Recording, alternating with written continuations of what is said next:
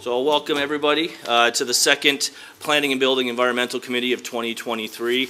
My name is Councillor William Riley. I'll be the chair of tonight's meeting.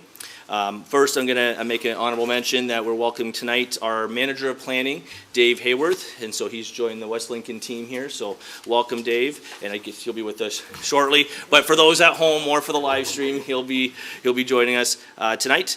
I'm going to go right into it because we've got confidential matters to deal with before our actual planning meeting tonight. So the first item of business here is disclosure of pecuniary interest and or conflict of interest. So looking at committee here, seeing if there's any conflicts of interest. Not seeing or hearing any.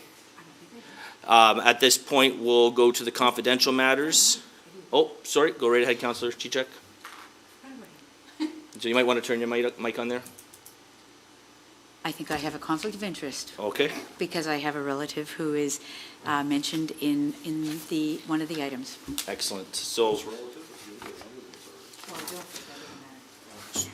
I'm gonna. I guess we'll go to the clerk here, but I believe that item would be we'll address that coming out of close. Okay, so we'll clarify all of that there. So at this point, I'll move forward. We have that conflict disclosed, so that at this point, the next portion of this meeting to be closed to the public to consider the following pursuant to Section 239(2) of the Municipal Act 2001. And its bylaw enforcement officer, Jesse Paul, and Director of Planning and Building, Brian Treble. And it's a legal enforcement matter, quarterly bylaw update. The applicable closed session exemptions are litigation or potential litigation, including matters before administrative tribunals affecting the municipality or local board, and personal matters about an identifiable individual, including municipal or local board employees. And then the second item, under Jessica Dyson, our deputy clerk, which is citizen appointments on boards and committees, and those applicable closed session exemptions are personal matters about identifiable individuals, including municipal or local boards. So at this point, I need somebody to move. And so I got Mayor Ganan and I have Councillor Braderick as a seconder. So this is to go into close. All those in favor? And that passes, or carries, sorry. So at this point, hang tight. We'll be back shortly.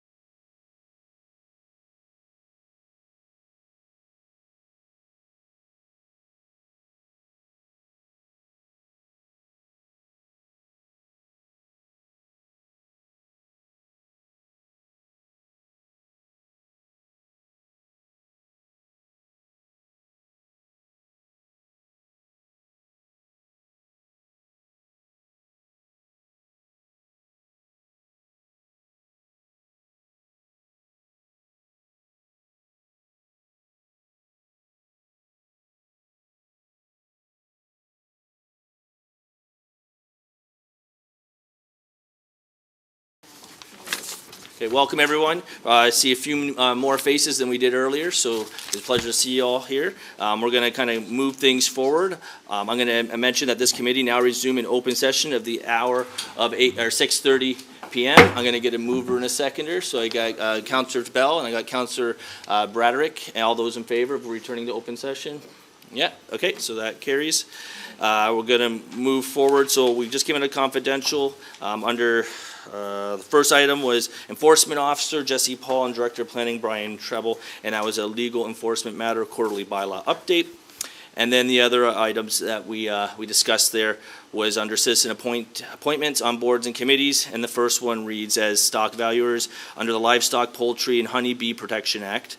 LPHBPA Council appoints at least one or more persons as valuers of livestock and poultry to assess damage to livestock caused by animal attacks. The livestock valuators are responsible for assessing values and determining if the loss of livestock and poultry was attributed to attack by wolves, coyotes, and stray dogs. In most cases, there are 3 people appointed by council for the 4-year term, which is from 2022 to 2026, and that the required number of appointments traditionally are 3, have been appointed by council for that term, and individuals as stock valuers. So the recommendation is that the following persons be and are hereby appointed to serve as the Township West Lincoln stock valuers until their successors are appointed, and that is Mike Chichuk. I will mention that Councillor Chichuk has declared a conflict, will not participate, did not participate, and so at this point I need a mover and a seconder. I have Mayor Ganan and Councillor Bell. All those in favor? Okay, that carries. The next item was related to the West Lincoln Heritage Committee. The West Lincoln Heritage Committee is an advisory committee to council constituent to make recommendations on matters relating to the Ontario Heritage Act, including the identification, preservation, and conservation and restoration of buildings in the township of West Lincoln that are historically, culturally, and architecturally significant to the community. The Heritage Committee consists of not fewer than 5 members appointed by council for the term of 4 years from 2022 to 2026, and the required number not fewer than 5 per Section 28 of the Ontario Heritage Act, Bylaw 9815 as amended. Traditionally choose 4 members of the public plus 1 councillor, 5 members. So the recommendation that we have, that the following persons be and are hereby appointed to serve as members on the West Lincoln Heritage Committee until their successors are appointed, and the appointed is going to be Naomi Bruzet, and I'm going to get a mover and a seconder for that. I got Councillor Braderick, seconder Mayor Ganan. I guess at this point, all those in favor? And that carries. All right, so we're going to move things forward. Again, as I introduce myself again, my name is Councillor William Riley. I'll be the chair of tonight's meeting. Welcome. Today's date for the record, I guess, is Monday, February 13th, 2023. This is the second Planning and Building Environmental Committee of the year. I do want to acknowledge Dave Hayworth. I hope I said that right? Your name's right there. He's just joining us. He's a manager of planning, and he's new to the team there, so we'd like to welcome Dave on behalf of the municipality. And also for those at home who may not be able to see Dave, he's just in front of me right here. Okay, so I do have to mention regarding just some housekeeping items here, that the public may submit comments for matters that are on the agenda to jdyson@westlincoln.ca before 4:30 on the day of the meeting. Comments submitted will be considered as public information and will be read into the public record. This meeting is being live streamed as well as recorded and will be available on the township website and social media. So at this point, I'm going to move forward to the land acknowledgement statement. The Township of West Lincoln, being a part of the Niagara region, is situated on treaty land. This land is steeped in the rich history of the First Nations, such as the Hattaway-Wendawak, the Haudenosaunee, and the Anishinaabe, including Mississaugas of the Credit First Nation. There are many First Nations, Métis, and Inuit people from across Turtle Island that live and work in Niagara today. The Township of West Lincoln, as part of the Regional Municipality of Niagara, stands with all of its Indigenous people, past and present, in promoting the wise stewardship on the lands in which we live. So at this point, I'm going to go back around and just see if there's remaining items on the agenda, if there's any other pecuniary of interest and or conflict of interest.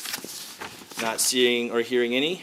We have 3 planning meetings tonight, so I'm going to start kind of get the ball rolling on that one. So the first one's going to be that this is a public meeting to consider a zoning bylaw amendment for a temporary use bylaw submitted by Ed and Cornelia Redicop and Jonathan and Lorraine Kelly for 9275 Concession 5 Road, file number 1601-01522. that the Planning Act requires in Section 3412 that before passing a zoning bylaw amendment, council must hold at least one public meeting for the purpose of informing the public in respect of this amendment. The purpose of the public meeting is to receive comments and answer questions from the public regarding the proposed zoning bylaw.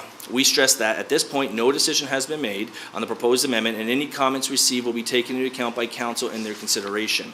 I must also note that the Planning Act requires through Section 3413 that council advise the public that if a person or public body does not make any oral submissions at a public meeting or written submissions to the Township of West Lincoln before the bylaw is passed, that person or public body is not entitled to appeal that decision of council for the Township of West Lincoln to the Ontario Land Tribunal. You might also hear me refer to it as the OLT. So at this point, I'll ask the Deputy Clerk to please advise the methods and dates by which of the public meeting was given. Thank you, Mr. Chair. Proper notice was given by way of mail circulation to all residents within 120 meters of the subject property on January 6, 2023.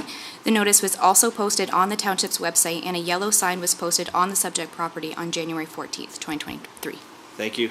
So at this point, I'll ask our planner, Stephanie Pouliot, if please explain the purpose and reason for the proposed zoning bylaw manner. And if you could actually, did I say your name correctly? Pouliot. Pouliot, okay, Yes. perfect. I just want to make sure. So thank you. You're welcome. Is this on? Yeah? Okay. Okay. Thank you, Counselor. So a temporary use bylaw has been submitted by Ed and Cornelia Redicop on behalf of Jonathan and Lorraine Kelly, the owners of the subject property, municipally known as 9275 Concession 5 Road. The applicants are requesting the temporary use bylaw to live close to their family members who reside on the property. The subject property is located on the north side of Concession 5 Road, situated west of Abingdon Road. The lands are legally described as Concession 6, Part Lot 16, formerly in the Township of Caister, now in the Township of West Lincoln. The subject property is approximately 3.5 hectares, is designated as good general agricultural lands in the Township's official plan, and is also zoned agricultural in the Township zoning bylaw. Currently, there is a dwelling on the subject property and an existing shop. The existing buildings currently cover approximately 1.25% of the lot area. With the proposed garden suite, will cover less than 2%. The temporary use application is to permit a garden suite for a maximum of 20 years on the subject property.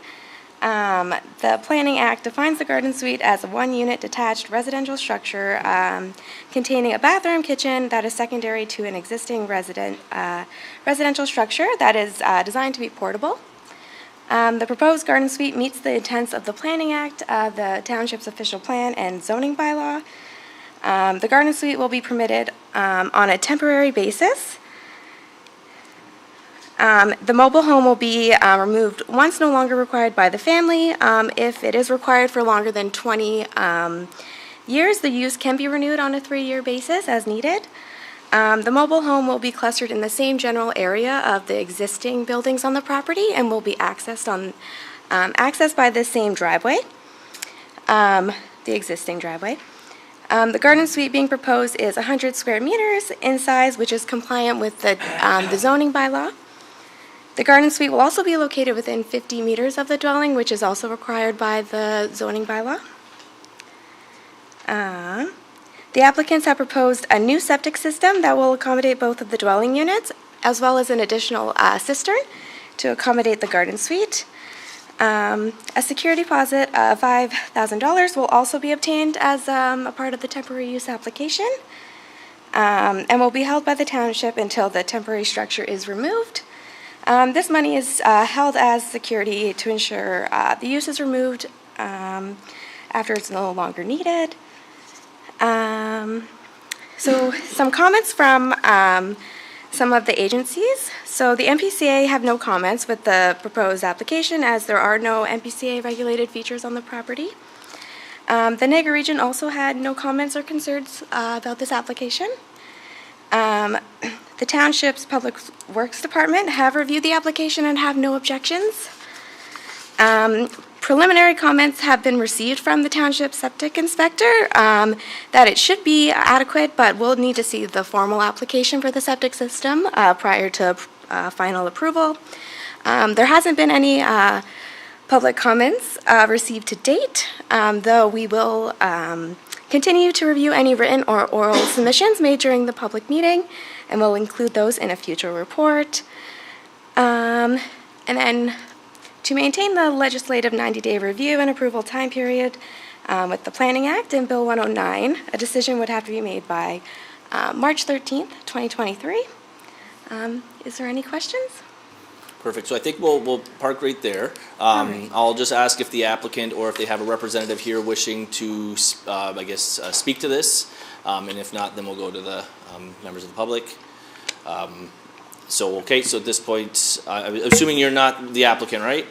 Yes, we are. Oh, you are? Okay, sorry. My apologies. Okay, so if you'd like to speak to this, I'm going to ask Stephanie to step off to the side there, and then you're going to come up front there and make some comments, if you'd like to add some comments into the record. She's pretty much covered it, Perfect. so. All right, if you're happy with that, I'm happy with that. So at that point, I'll go to members of the public. I'm going to ask that, are there any oral written submissions from anyone present in the meeting, either in person or Zoom, regarding the proposed zoning bylaw amendment? I would like to stress that this may be the only public meeting held with respect to this application. Therefore, if any members of the public that are in attendance at this public meeting would like to make their comments or provide written comments, they should do so now. If you're attending virtually, we'd ask you to provide those comments as well, and you can do so by one of the two options. Option one, if you're using a computer or smartphone, you're going to raise your hand, and the controls can be found within those Zoom options there and listed on your display screen. Two, if you're called in through a landline, I don't believe we have one here, but there could be, you're going to just dial *9, and that will notify staff that you want to speak to this. Once you've been acknowledged to speak, we ask that you unmute your microphone, and it is important that you provide your comments now, as if you do not have done so already in writing or verbally, as the OLT, Ontario Land Tribunal, may not consider comments made during any other council or committee meeting. Also, anyone wishing to speak are required to unmute their microphones to talk, and then once they're done, we ask that you remute your microphones. So for right now, I'm going to go to the members in the gallery to see if there's any virtual members that wish to speak to this item. Only this item. If you're here for another item, I'll ask you to wait for that, but right now, specifically to this item, not immediately seeing any hands up there, so I'm going to go to members of the gallery here. Any members of the gallery present would like to speak to this? Not seeing or hearing any. So we'll move forward. I'm going to ask members of the committee, do any members of the committee have any oral written submissions on the proposed zoning bylaw amendment? I do have to note that members of committee must make their comments now, as the OLT may not consider comments made at any other council or committee meeting. Any member of council wishing to speak are required to unmute their microphone to talk, and then we ask that you remute your microphone. So I have Mayor Ganan has the floor here. Thank you. Just a quick question. I see on the diagram for this proposal that there is an existing shop, and I didn't notice when it was small, but I've noticed now that I've enlarged it that it also is something else is talking about a bookshelf space. Is this a business in that shop? So this one, the applicants are going through a minor variance, actually, for the next Committee of Adjustment meeting, and it's for a print shop. So two issues. Okay. Yeah, so it's for a print shop and a portion of the existing shop that's on the property, but that will be through a minor variance. Thank you for that clarification. Perfect. I'm going to look around. Any other members of the committee? All right, not seeing or hearing any. I'm going to move forward. Please be advised that a technical report is being considered by the committee this evening, and that a recommendation report will be forthcoming to a future committee and or council meeting. Please also be advised that once committee or council has made its decision with respect to the zoning bylaw amendment, and if approved by council, a notice of its passing will be circulated with an appeal period. If you wish to be notified of council's decision, please ensure that you email the township clerk, Joanne Shime, at jshime@westlincoln.ca. Anyone who's interested in observing council and or committee discussions about a particular bylaw should not solely rely on mailed notices and thus miss the opportunity to attend an applicable meeting. It is suggested that you watch the township website for posting of agendas to review items that will be discussed at a council and committee meeting. The agendas for those meetings are posted on the township's website after 4 p.m. on Friday prior to the meeting, and additionally, meeting schedules are also noted on the township website for the public to view. If you wish to receive these notices by email, again, we suggest that you contact the township to advise of your request and include your email address along with your mailing address and your phone number. So at this point, I'm going to mention that the public meeting with respect to the proposed zoning bylaw amendment is concluded at the hour of 6:45 p.m. So that's one public meeting down. All right, so we're going to move to our second, sorry, just give me a second here, just trying to get my technology to work here. All right, so this public meeting is to consider a zoning bylaw amendment for a temporary use bylaw submitted by Jason Brower on behalf of Brian Van Hinstum, owner of 9625 Regional Road 20, file number 1601-01422. I must mention that the Planning Act requires in section 3412 that before passing a zoning bylaw amendment, council must hold at least one public meeting for the purpose of informing the public in respect of the amendment. The purpose of this public meeting is to receive comments, answer questions from the public regarding the proposed zoning bylaw amendment.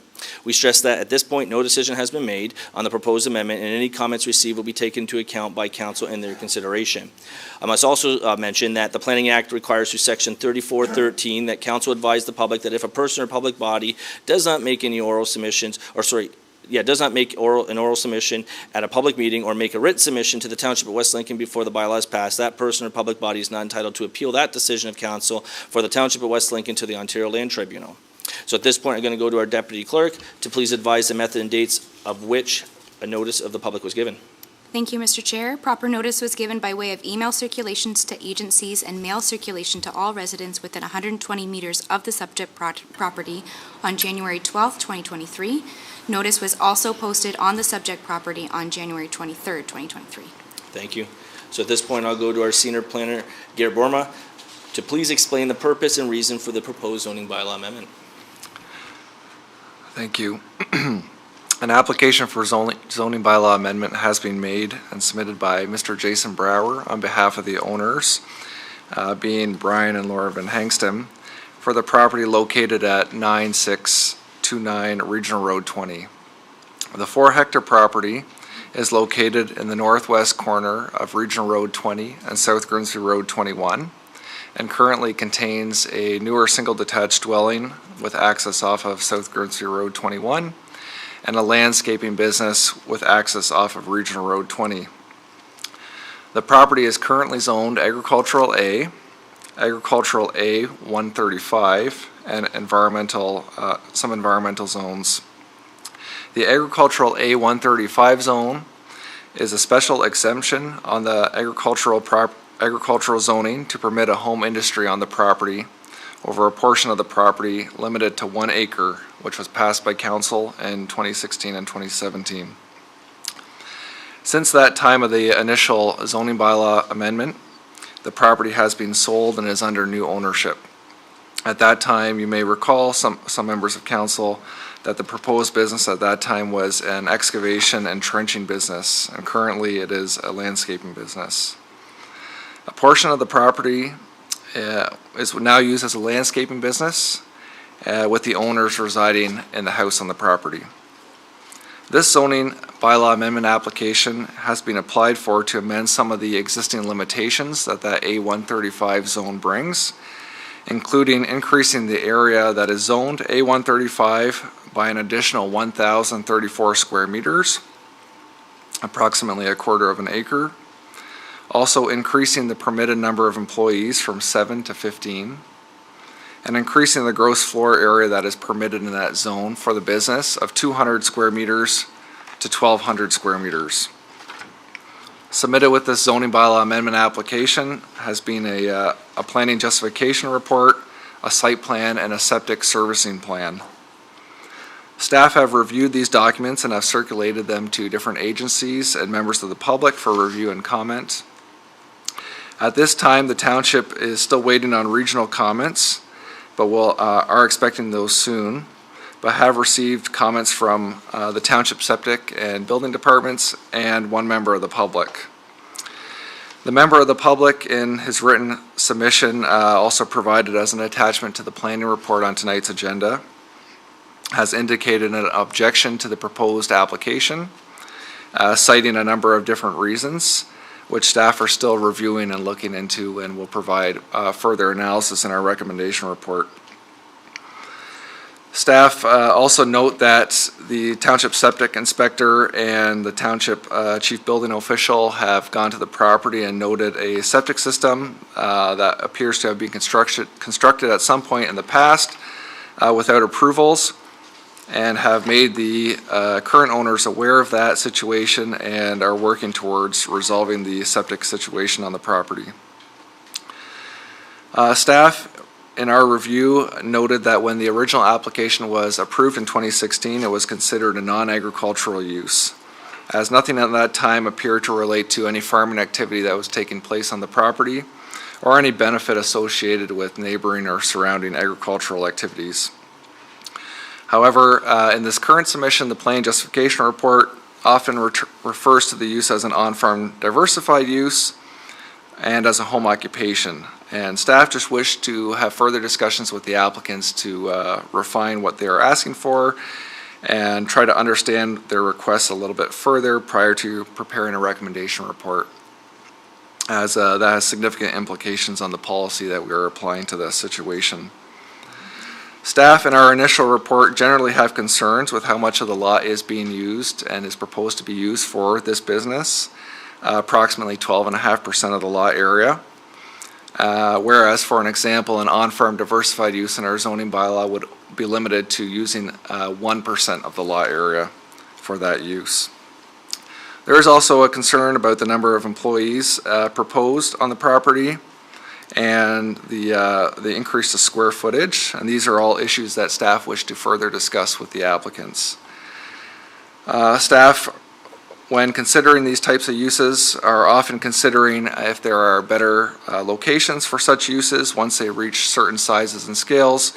Oftentimes, these uses are more appropriate in settlement areas or rural employment areas, which is other aspects of this application that staff are considering.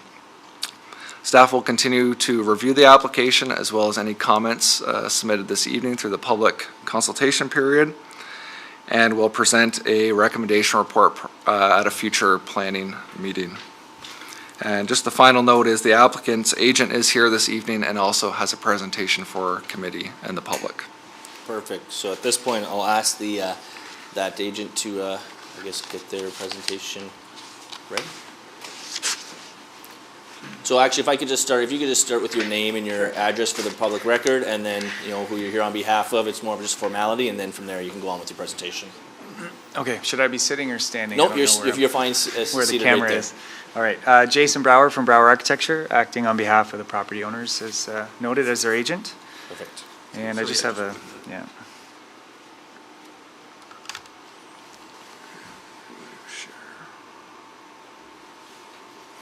Is it better if it's a PDF document or a? Doesn't matter. Yeah, so share the screen.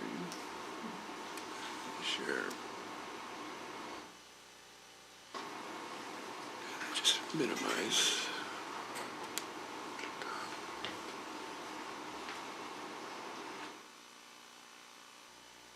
Okay. Don't click on this one. And then you're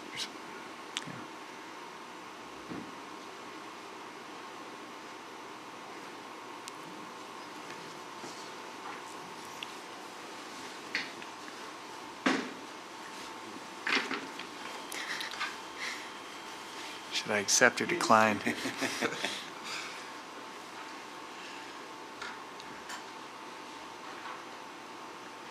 right, I wonder if I should open this in PowerPoint instead, if it's going to be, well, that should work. All right, thank you for the opportunity. Just a brief presentation attempting to explain what the owners would like to do with the property. And I'm just waiting for this wheel to spin. Kevin, it looks like, I'm going to go to our IT for a second. That looks like that's an additional screen on top of the screen. Can we minimize that for him?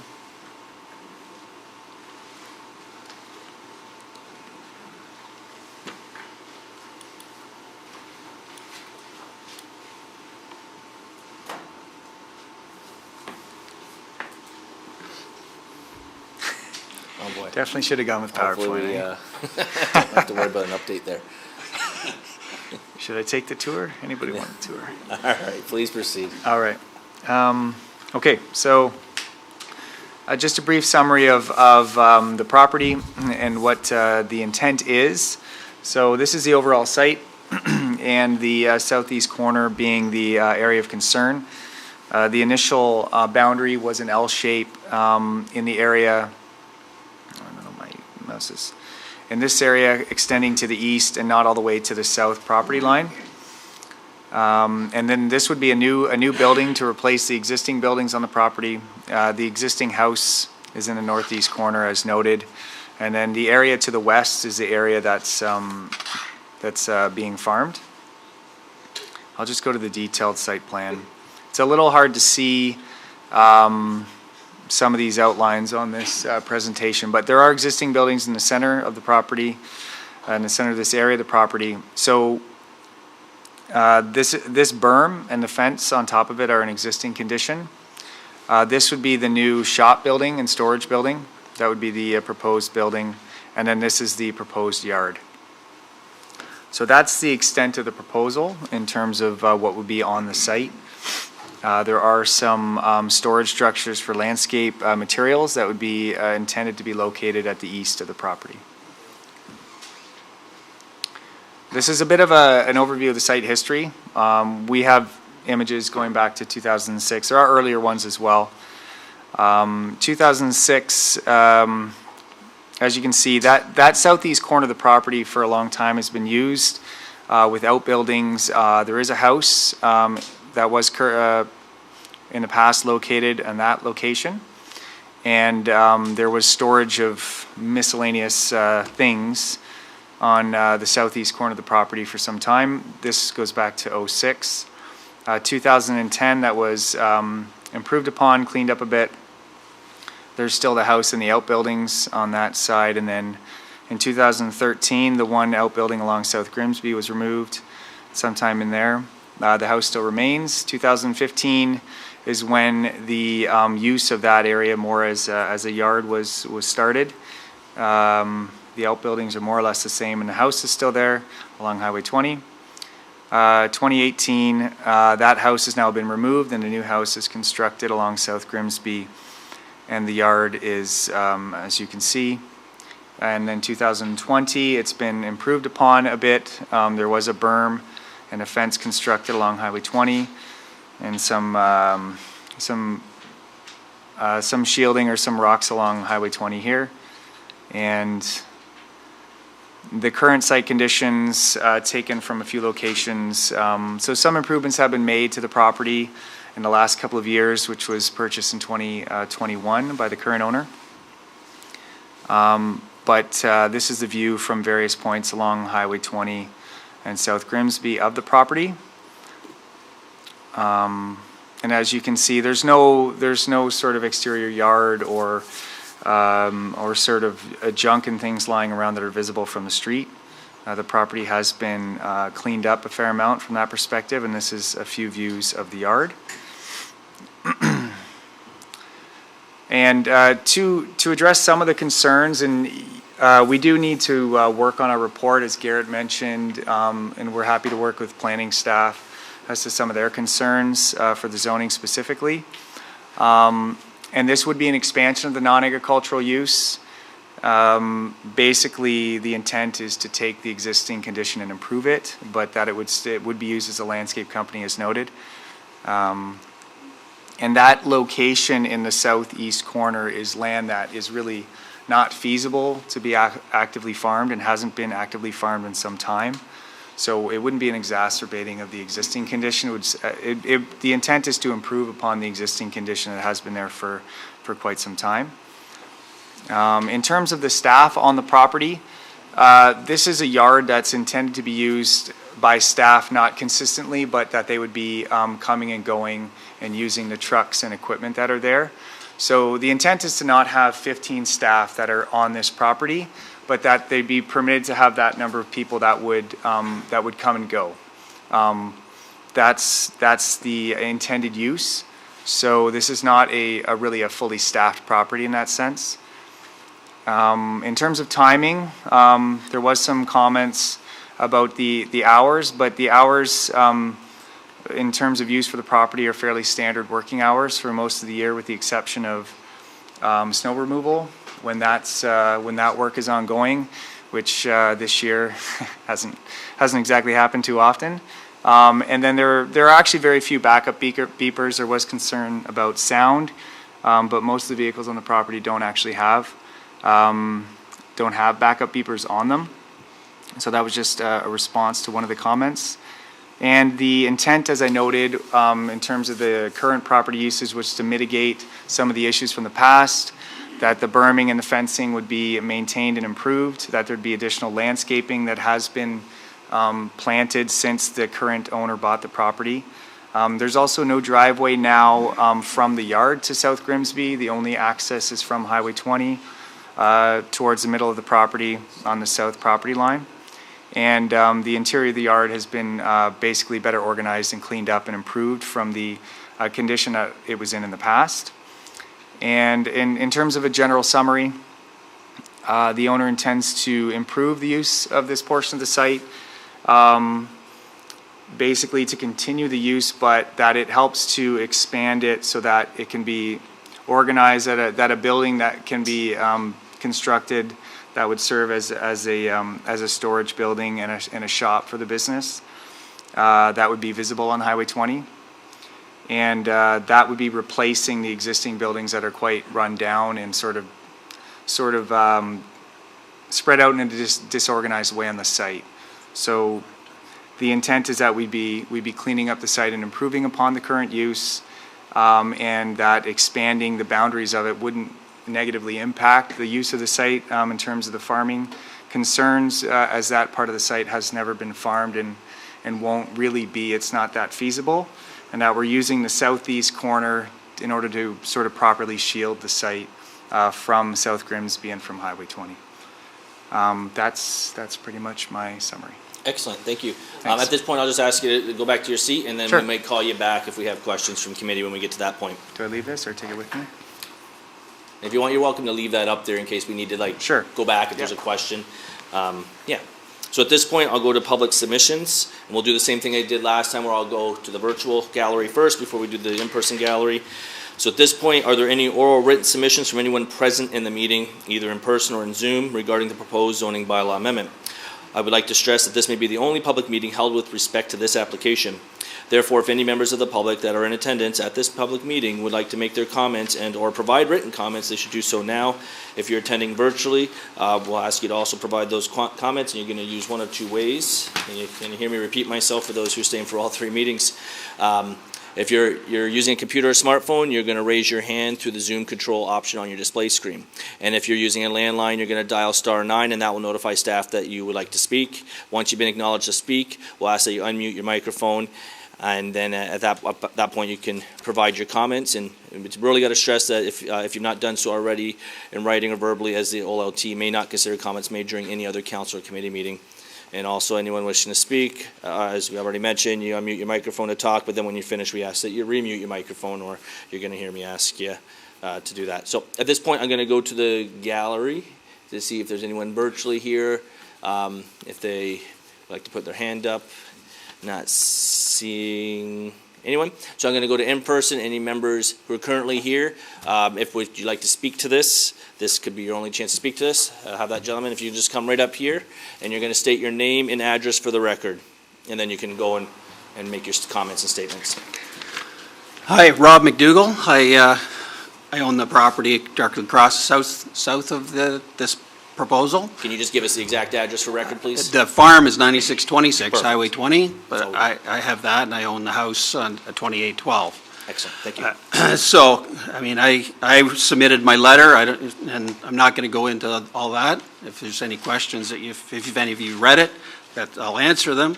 But I could have shortened things up quite a bit by going back to the original enacting bylaw and just reading paragraph 3, item D.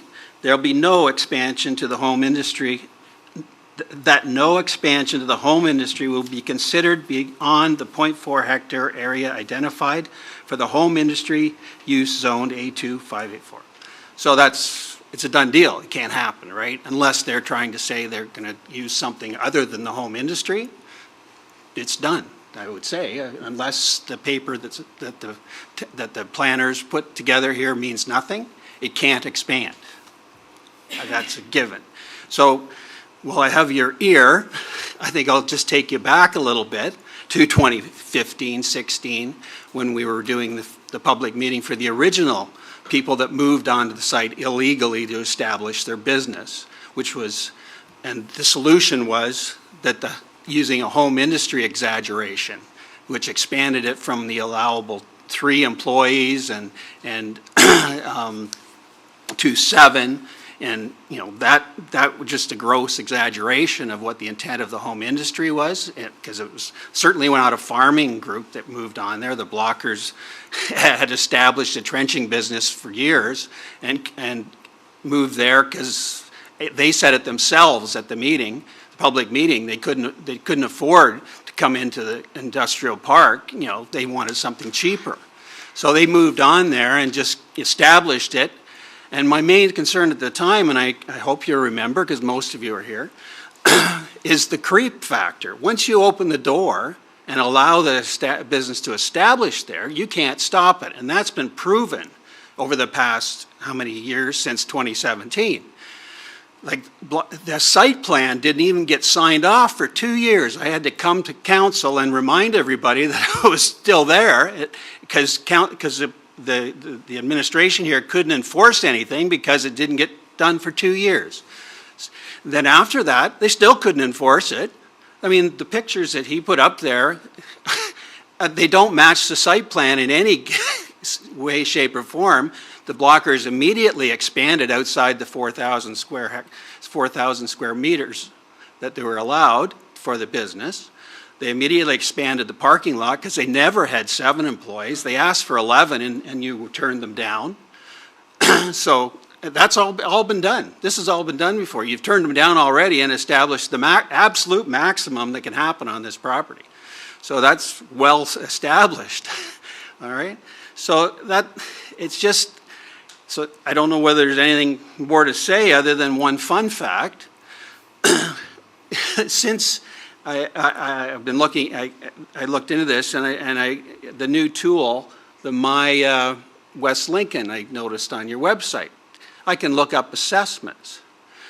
This property from 2015 or 2016 or 2017, I guess, when the bylaw was signed, there's been no commercial assessment on it, even though there's an acre worth of officially there. It hasn't been updated. So no additional taxes have been paid on it. So the Blockers moved on for 2 years before that, or 3, paid no additional, just farm tax, right? And then went through this whole exercise, and nothing's been updated yet. They still haven't, no one's paid a nickel more tax on this for all this, the grief that's been happened on this property. Now, that's a flaw of the township. I talked to your tax people here, and they say, well, no, that's MPAC. Well, somebody has to be looking into these things, because I know right now there's another property only a mile down the road on a commercial property that's not paying commercial taxes. I looked that up too. So, I mean, this township needs to get their act together and needs to try to either stick to what's written and enforce what's written, because that hasn't happened since 2017. Thank you. Thank you for your comments. I'm going to go back to members of the public who are here in person. Any other members of the public looking? Okay, come on ahead there. Again, just going to state your first and last name and your address, and then we're good to go.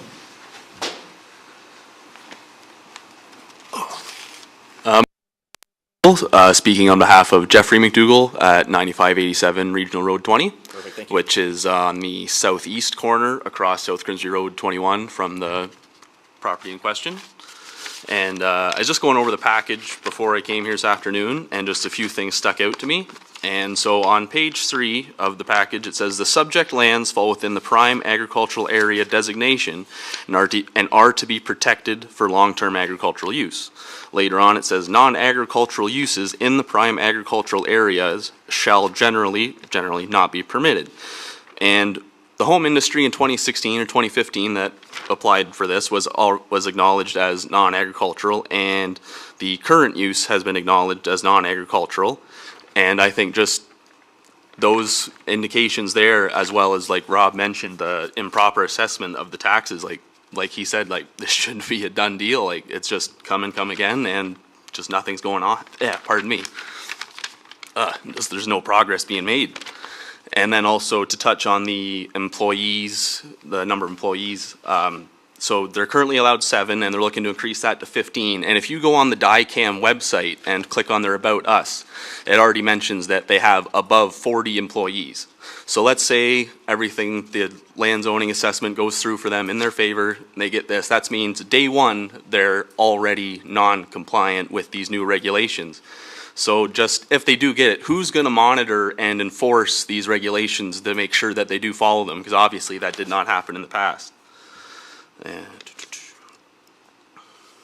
And then just to touch on the noise, everything's supposed, and just the property is supposed to minimize adverse impact on the agricultural system.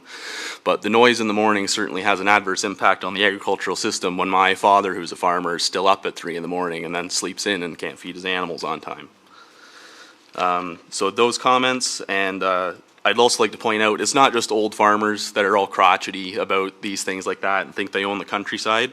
As a young person in the township who sees this happen over and over again, it's just a little disheartening and just frustrating to see these people, pardon me, but just to see people kind of do what they want and not suffer any consequences for that. And then just kind of as my family grows over the next 10, 15, 20 years, with all these businesses popping up, I'd still like some countryside to be around. That's all I have to say. Thank you. No. Good comments. Any other members presently here would like to also speak to this item? This may be the only chance to speak to it. And again, I'll re-explain that if you don't speak to it now, depending on what the outcome is down the road, you may not be able to address it later. So this is your chance to share your input. Otherwise, you may not get a chance to do so later. All right, not seeing or hearing from anyone. Just double check virtual. All right, so I'm going to move to members of committee. Do any members of committee have any oral written submissions on the proposed zoning bylaw amendment? Again, note that members of committee must make their comments now, as the OLT may not consider comments made at any other council or committee meeting. Any member of committee wishing to speak are required to unmute their microphone to talk, and then once you're done, we ask that you remute your microphone. So I got Councillor Rayner and then Councillor Trombetta and the Mayor Graham. Thank you, Mr. Chair. Through you to the Director of Planning, Mr. Tribble. The comments made by Mr. Rob McDougall is the first one that presented tonight, saying basically that the agreement that was finalized on the previous nightmare is exactly as far as it can go. Can you comment on that with regards to the fact that he said that that was it? There can be no expansion, there can be no nothing, there is no flexibility. Through you, Mr. Chair, the language of the bylaw from 2017 as drafted and then approved by council does say that to the former owners, we had no intention of doing any expansion, that they'd have to find an alternate location if they wished to proceed. Having said that, though, under the Planning Act, anyone has the right to make an application for rezoning at any point, provided they provide proper justifications. So as much as the message was clear, we can't prohibit this kind of application from coming forward. Through you, Mr. Chair, also to the Director. Okay, with regards to the first application, this is basically a commercial run operation that got permission somehow to go and develop in the agricultural community. Now it was sold, and somebody that comes in is going in with double or triple the size aspirations of doing something like that. Is there regulations or policies within the Township of West Lincoln that can restrict or prohibit expansion of commercial operations in a traditionally agricultural area? Through you, Mr. Chair, the policies of the provincial policy statement and the regional official plan talk about protecting and promoting the agricultural areas for agricultural purposes. So if it was a business that served the agricultural community, it could be situated there and allowed to grow and expand as long as it was providing a service to the agricultural community. This doesn't do that, or I would argue that it doesn't do that. And in those cases, there are limited exceptions that are allowed, subject to minimizing impact on the farm community, minimizing impact on the neighbors, and all of those things that we've already heard. So we have a process and some policy guidelines that will help us evaluate and provide a recommendation back to committee in the future in terms of whether or not this new application meets those standards or not. I think based on where staff generally are, we have some concerns, and staff are on record as historically having concerns about non-agricultural uses, to use the word we heard earlier, creeping into the agricultural area. And that's partly why we worked with the region to come up with a rural employment park as an alternate location to direct those kind of uses to. So that's part of the fulsome review and report that will come back to committee. One final thing for the director. Mr. Jeff McDougall lives directly next door to it, and his lifestyle is changed because of this operation that's going on. His family's been there for many, many years. When I first came there in 1981, I used to take my equipment to Stu and Alex McDougall at McDougall's Garage. I mean, they've been there forever. I find this very upsetting and difficult that, being a person that's very prone to agriculture, that somebody comes into an agricultural area when you're used to the lifestyle, you're used to the open spaces, you're used to the peace and quiet, and all of a sudden somebody comes in and decides they're going to make it into an industrial park, which by the expansion of this has almost got that feeling to me that once we got in the door. So Councillor, I'm going to ask, do you have a question? Yeah. Sorry, if you could just get to the question, just so we can keep things going. You can save those comments So for another time. the question I have then to staff is, what is in our regulations and policy that will protect the individuals who live there in the farming community from still being able to enjoy being out in the country and not being woke up at 3 o'clock in the morning by some big truck going out to do snow plowing? That never occurred in the 100 years prior that the family has lived in that area. Is there policies or procedures that can respect the fact that they live in an agricultural community and things are done in a certain way in an agricultural community, and you can't come in and change it and ruin somebody's lifestyle?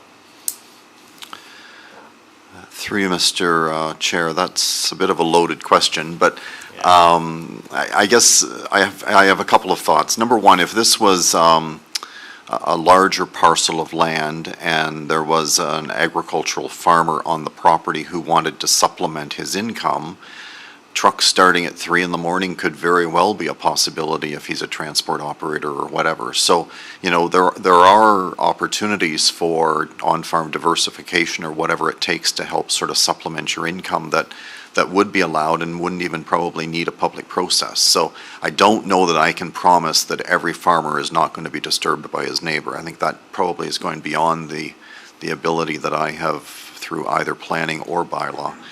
Having said that, though, this case isn't quite that, because in this case there really is no agricultural use that they're subordinate to. The agriculture is kind of the remnant pieces that are left over. So that's all part of the review that we have to do. Size, scale, scope, location, all of that will be taken into account as part of our recommendation report. Okay, so one last one, I'm going to go to. One last one, thank you, through to the director. I think you've answered the whole thing tonight by what you've just said, in the fact that if this was an agricultural operation, there would be flexibility in the fact that that could be part of the farming operation. But since, and you've said it, this is clearly not a farming operation, therefore, this should not be allowed. Would that make sense? Because you just answered the question. It's not agriculture related, therefore, it's not applicable to apply to this. The policy requires that we give a fulsome and fair review, so we'll have to do that and come back with a rec report. Okay, so at this point, I'm going to go to Councillor Trombetta. I got Mayor Gannan, then I got Councillor Browell. Thank you, Mr. Chair. I just got a few comments for the record. I know this expansion is actually, like the director did say, is way outside the scope of what a municipality has. We have great land that's available in our industrial park where these sizes can go to and can be utilized. It's not really, and it kind of, where my comments come, it kind of puts a shadow on those people coming to do a business on these sort of agricultural business or a garlic farm or something like that want to establish this. And these kind of businesses that are trying to expand on a 5-acre property to go to the extreme is a little way outside the scope of what we want in our municipality. Also, you did mention, through you, Mr. Chair, to Mr. Borma, that they've already been, I guess, non-compliant by putting an illegal septic system already in, and which was caught. Is that correct, Mr. Borma? Through the chair, I don't think we can say which owners it was. It's just been identified that it was done at some point in the past, so, I don't think we can say which owners it was. Does it look, so it's, you guys are, sorry, through you, Mr. Chair, to Mr. Borman, does it look like it was done in 5 years ago? Does it look like it was done a year ago? Like, you guys are the experts here, so just call it as it is. Yes, through the chair, I think it was done, I think it was done probably by former ownership. We don't believe it was done by this ownership, but. Again, that, just going to clarify for the record, that's speculation. Obviously, we don't base decision on speculation. So. Well, again- it was brought to the, sorry, Mr. Chair, it was brought to the presentation, so I'm asking on the presentation. Oh, it's a good question. I'm just So- saying that the staff's saying that they don't have the facts to verify when it actually was constructed, so I don't think they can make an assumption on, or imply anything without that evidence. So, but you're hearing that it. Again, so anyways, okay, thank you, Mr. Chair. So, things have been happening on this property that prior to actually this owner, the previous owner, that were not in compliant to what is supposed to be taking place on this property, which I have a great issue with. It seems that keeps coming forward, and it doesn't look like it's going in the right direction that I want to see. So those are my comments, Mr. Chair. Okay, thank you. I got Mayor Ganan and then Councillor Bell. Okay, so thank you, Mr. Chair. Through you to the director, I suppose. So at the time of the last presentation, when we dealt with this issue, it was very controversial at the time. And I guess I'm really looking to see were the conditions that were applied to that property, would they have been made known to during the time of purchase of that sale? Like, is that something that needed to be provided as part of trying to sell a property, that those restrictions would be given to the new owner? Through you, Mr. Chair, I can't say with certainty, but I'm willing to wager that we had spoken to a number of purchasers and real estate agents as part of the whole sale process. So I would expect at some point along the way, we had discussions with the purchasers in question. So very likely then in 2021, so we're now looking at another year ago, a year and a bit ago, likely the owners would have been informed one way or the other, either through the past owners or through checking the property through the township, would know of those limitations? Through you, Mr. Chair, I would certainly expect so, and I know we've been in discussions with the current owners for probably the better part of a year since the complaint started on this property, and it took that long to get applications in and justification reports to go with it. So, it's been on our radar for a while, and I would expect that through the process, somewhere along the way, there would have been disclosure of zoning provisions and the restrictions there too. Thank you for that. And just one further thing to Mr. Brower, if I could, please. And I'm wondering, Mr. Brower, would you come back up to your presentation, please, and find the photographs that you said that were the most recent of the property, the ones that you showed from Highway 20? Well, you had photographs that just showed the view of the property so that you could kind of see You're talking about yes, kind of in Am I there. in the right spot? So how current would that be? Do you know? Today. Today. Well, we drove by over the weekend, and that nice little neat area at the side of the left of the second photograph doesn't look like that right now. There's all kinds of piles of soil, and it looks like the berm is being extended or something. Could you tell me what's going on in that these area of the were property?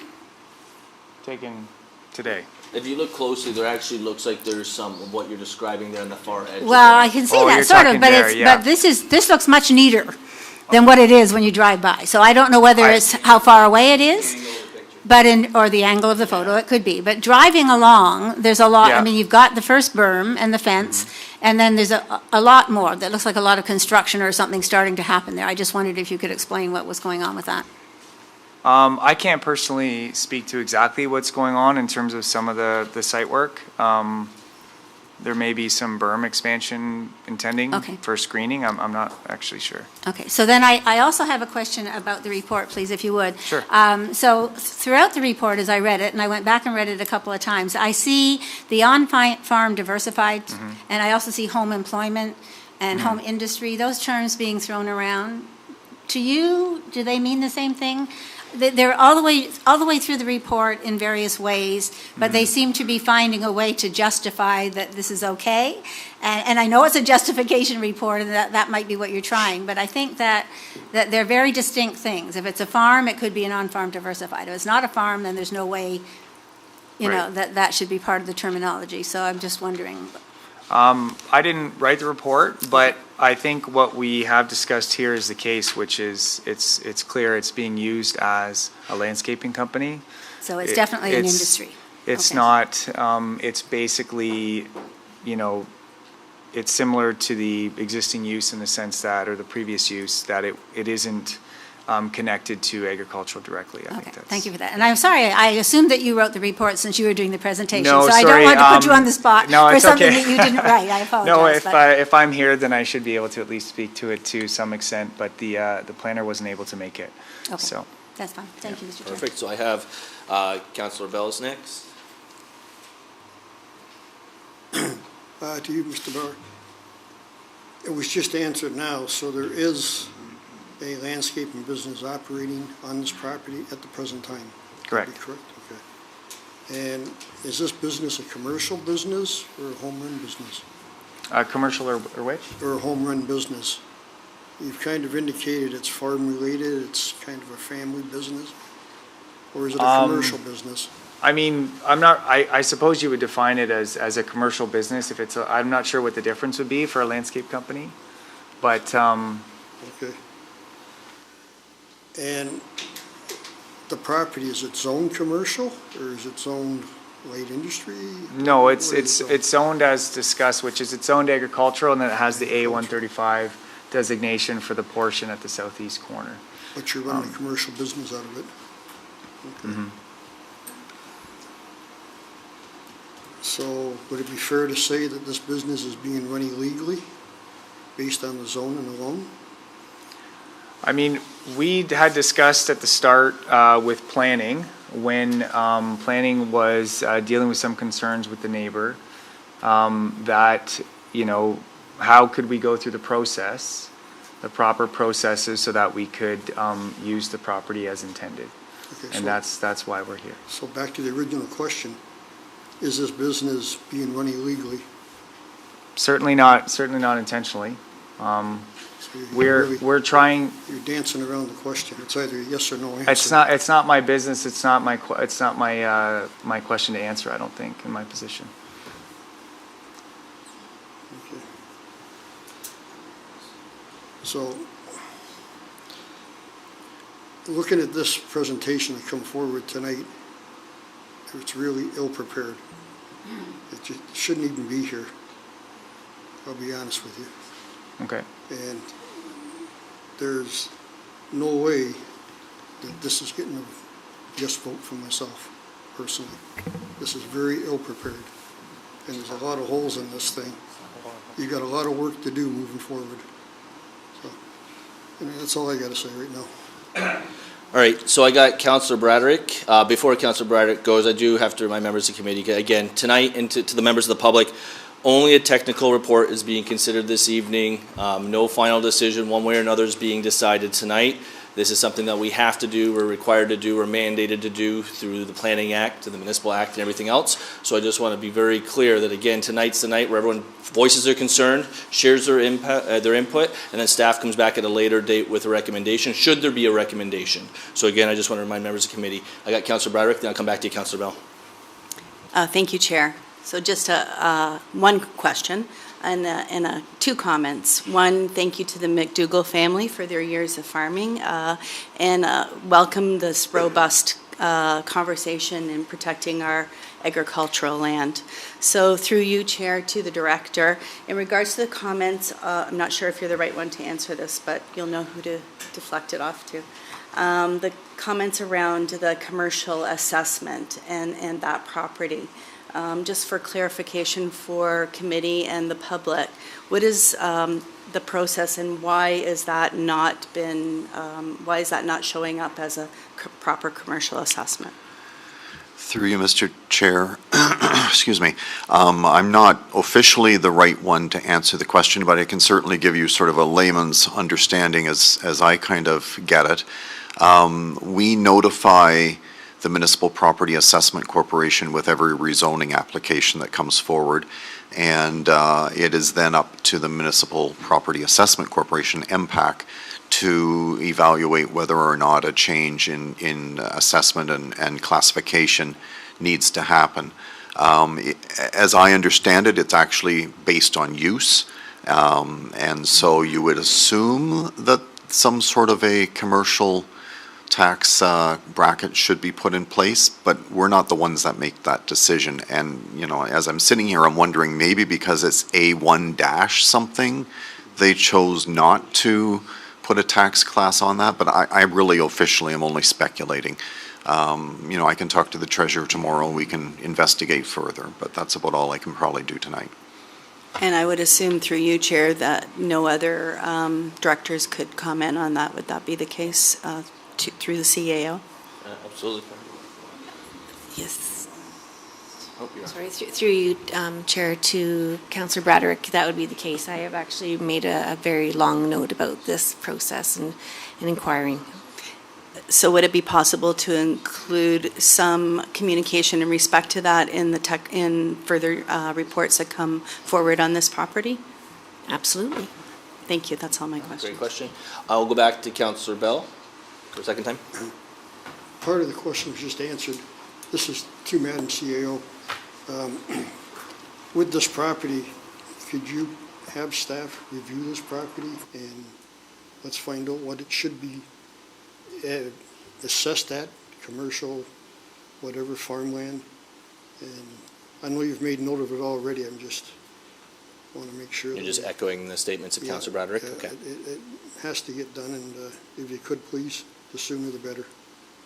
Again, through you, Chair, I cannot comment on what MPAC will do, but I will definitely investigate. Okay, perfect. Any other members of committee? Not seeing or hearing any? Okay.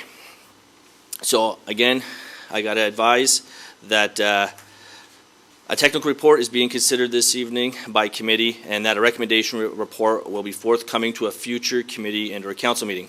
I also must advise that once committee or council has made a decision with respect to the zoning bylaw amendment, and if approved by council, a notice of its passing will be circulated with an appeal period. If you wish to be notified of council's decision, please ensure that you email our township clerk, Joanne Shime, at jshime@westlincoln.ca.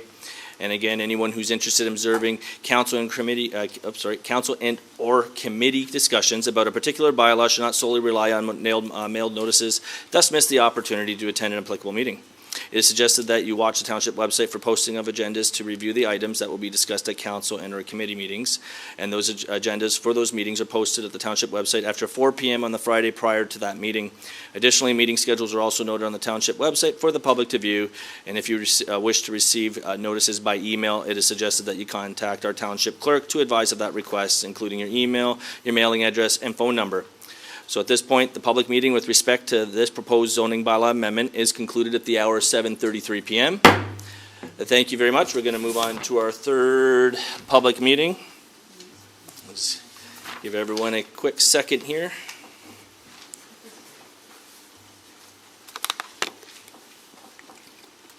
Okay. Are you ready? Okay. So this public meeting, this public meeting is to consider a draft plan and condominium and zoning bylaw amendment application submitted by A.J. Clark and Associates on behalf of 2854604 Ontario Inc., owner for the northwest corner of Abington Road and Regional Road 65, being legally described as Concession 5, Part Lot 16, ZBA 1601-016-22, and DPC 2000-91-22. So I must state that the Planning Act requires in Section 5120 that before approving a draft plan and condominium, and in Section 3412 that before passing a zoning bylaw amendment, council must hold at least one public meeting for the purpose of informing the public in respect of the proposed draft plan of condominium and zoning bylaw amendment applications. The purpose of this public meeting is to receive comments and answer questions from the public regarding the draft plan and condominium application and/or zoning bylaw amendment. And we stress that at this point, no decision has been made on the proposed amendment, and any comments received will be taken into account by council in their consideration. The Planning Act also requires in Section 5153 and Section 3413 that council advise the public that if a person or public body does not make an oral submission at the public meeting or make a written submission to the Township of West Lincoln before the bylaws pass, that person or public body is not entitled to appeal the decision of council for the Township of West Lincoln to the Ontario Land Tribunal. So at this point, I'm going to ask the Deputy Clerk to please advise the method and dates by which notice of the public meeting was given. Thank you, Mr. Chair. Proper notice was given by way of email circulation to agencies and mail circulation to neighboring properties within 120 meters of the subject property, as well as a public notice was posted on the subject property on January 12th, 2023. Thank you, Jessica. So at this point, I'll ask our senior planner, Garrett Borma, to please explain the purpose and reason for the proposed zoning bylaw amendment. Thank you. An application for zoning bylaw amendment and draft plan of condominium application have been submitted by A.J. Clark and Associates on behalf of the owners of the property 285460 Ontario Inc.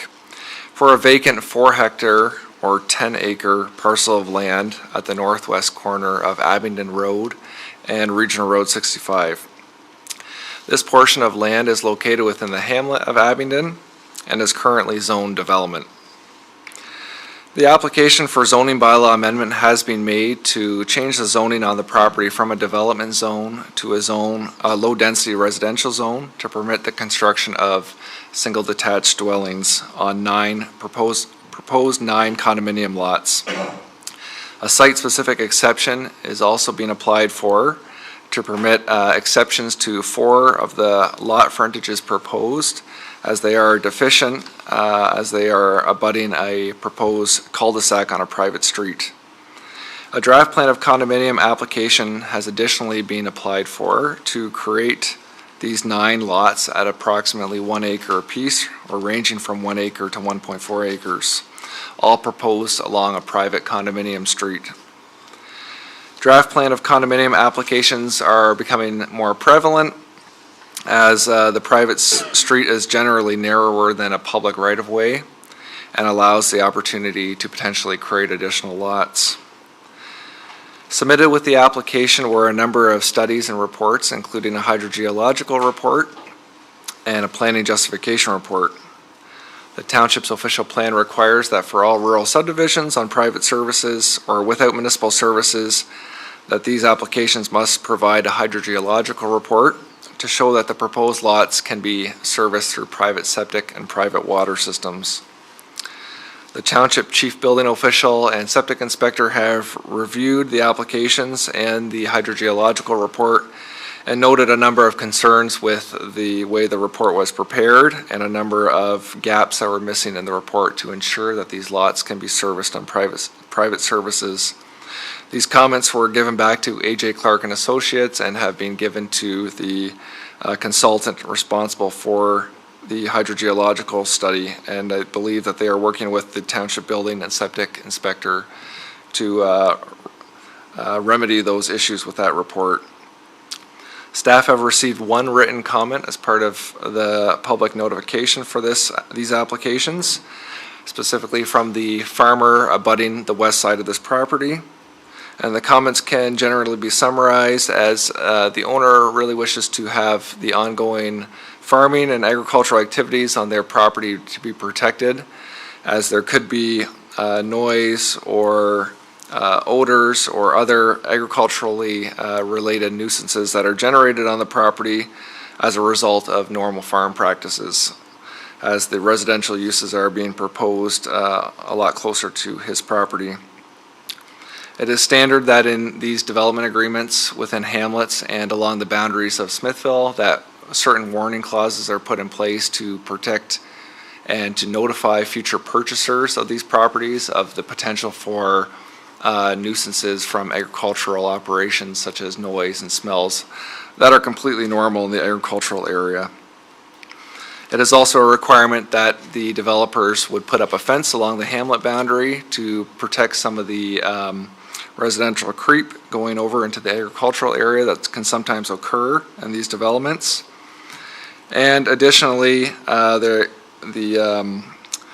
resident who submitted the comment had concerns around ensuring that no drainage or grading impacts his property.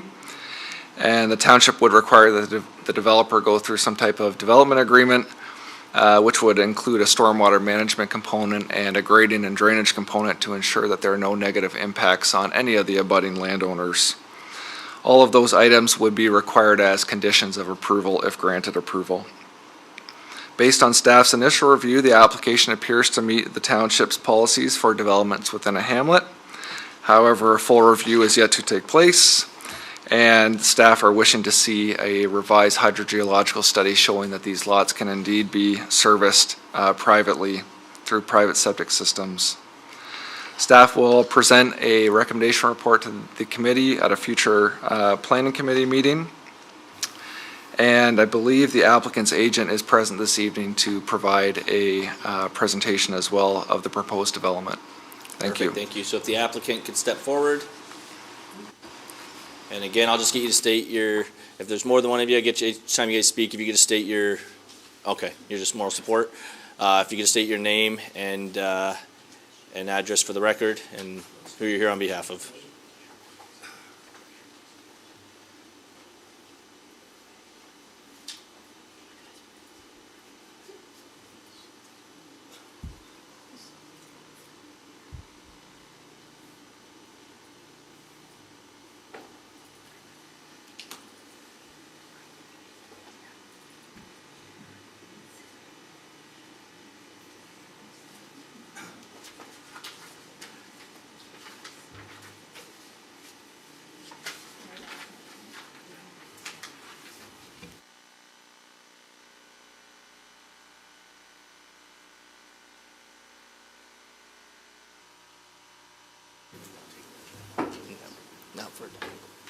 All right, so again, I'm just going to have you state your name for the record there and your address. Yes, good evening, everyone. My name is James Thomas from AJ Clark & Associates, 25 Main West in Hamilton, Ontario. I'm speaking as agent on behalf of our client that is seeking a zoning bylaw amendment and draft plan of vacant land condominium in the hamlet of Abingdon. As proposed, the zoning bylaw amendment and draft plan of vacant land condominium will facilitate the development of a 5-unit vacant land condominium that will ultimately see the creation of 9 single detached dwellings that will each use private cistern and septic systems. These units will face onto a private condominium road, and each proposed lot will be at minimum 0.4 hectares in area or 1 acre. Subject lands are located in the center of the Abingdon hamlet on the northwest corner at the intersection of Regional Road 65 and Abingdon Road. The lands are located opposite the Caister Community Center and Park to the southeast. This hamlet is characterized by large lot, single detached housing surrounded by the agricultural land uses. Without repeating too much of what planning staff have already provided, I'd just like to run through some of the applicable policies and mapping information provided by the region and the township that direct the very form of development we are proposing here. So the Niagara Official Plan was approved in November of 2022. The official plan is strategic policy planning framework for managing growth and will guide land use and development, thereby influencing economic, environmental, and planning decisions until 2051. Section 2 of this official plan outlines how and where development will occur to facilitate population growth in the region. As we can see here in Schedule B, the subject lands are located within the Abingdon Rural Settlement. Section 2.2 describes the regional structure while listing the region's objectives. These objectives do include to protect and enhance the character of rural settlements. Section 2.2.3 goes farther and outlines a policy related to character of rural settlements. Now, as we see here, development outside of the urban area boundaries, such as Smithville, shall be focused in rural settlements. Development should encourage residential infill building on the rural character and characteristics of the surrounding area. Ensure that there are adequate amenities and protect the natural environment.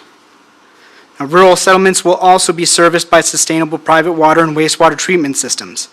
Proposed is the residential development with 9 units no less than 0.4 hectares in area and privately serviced.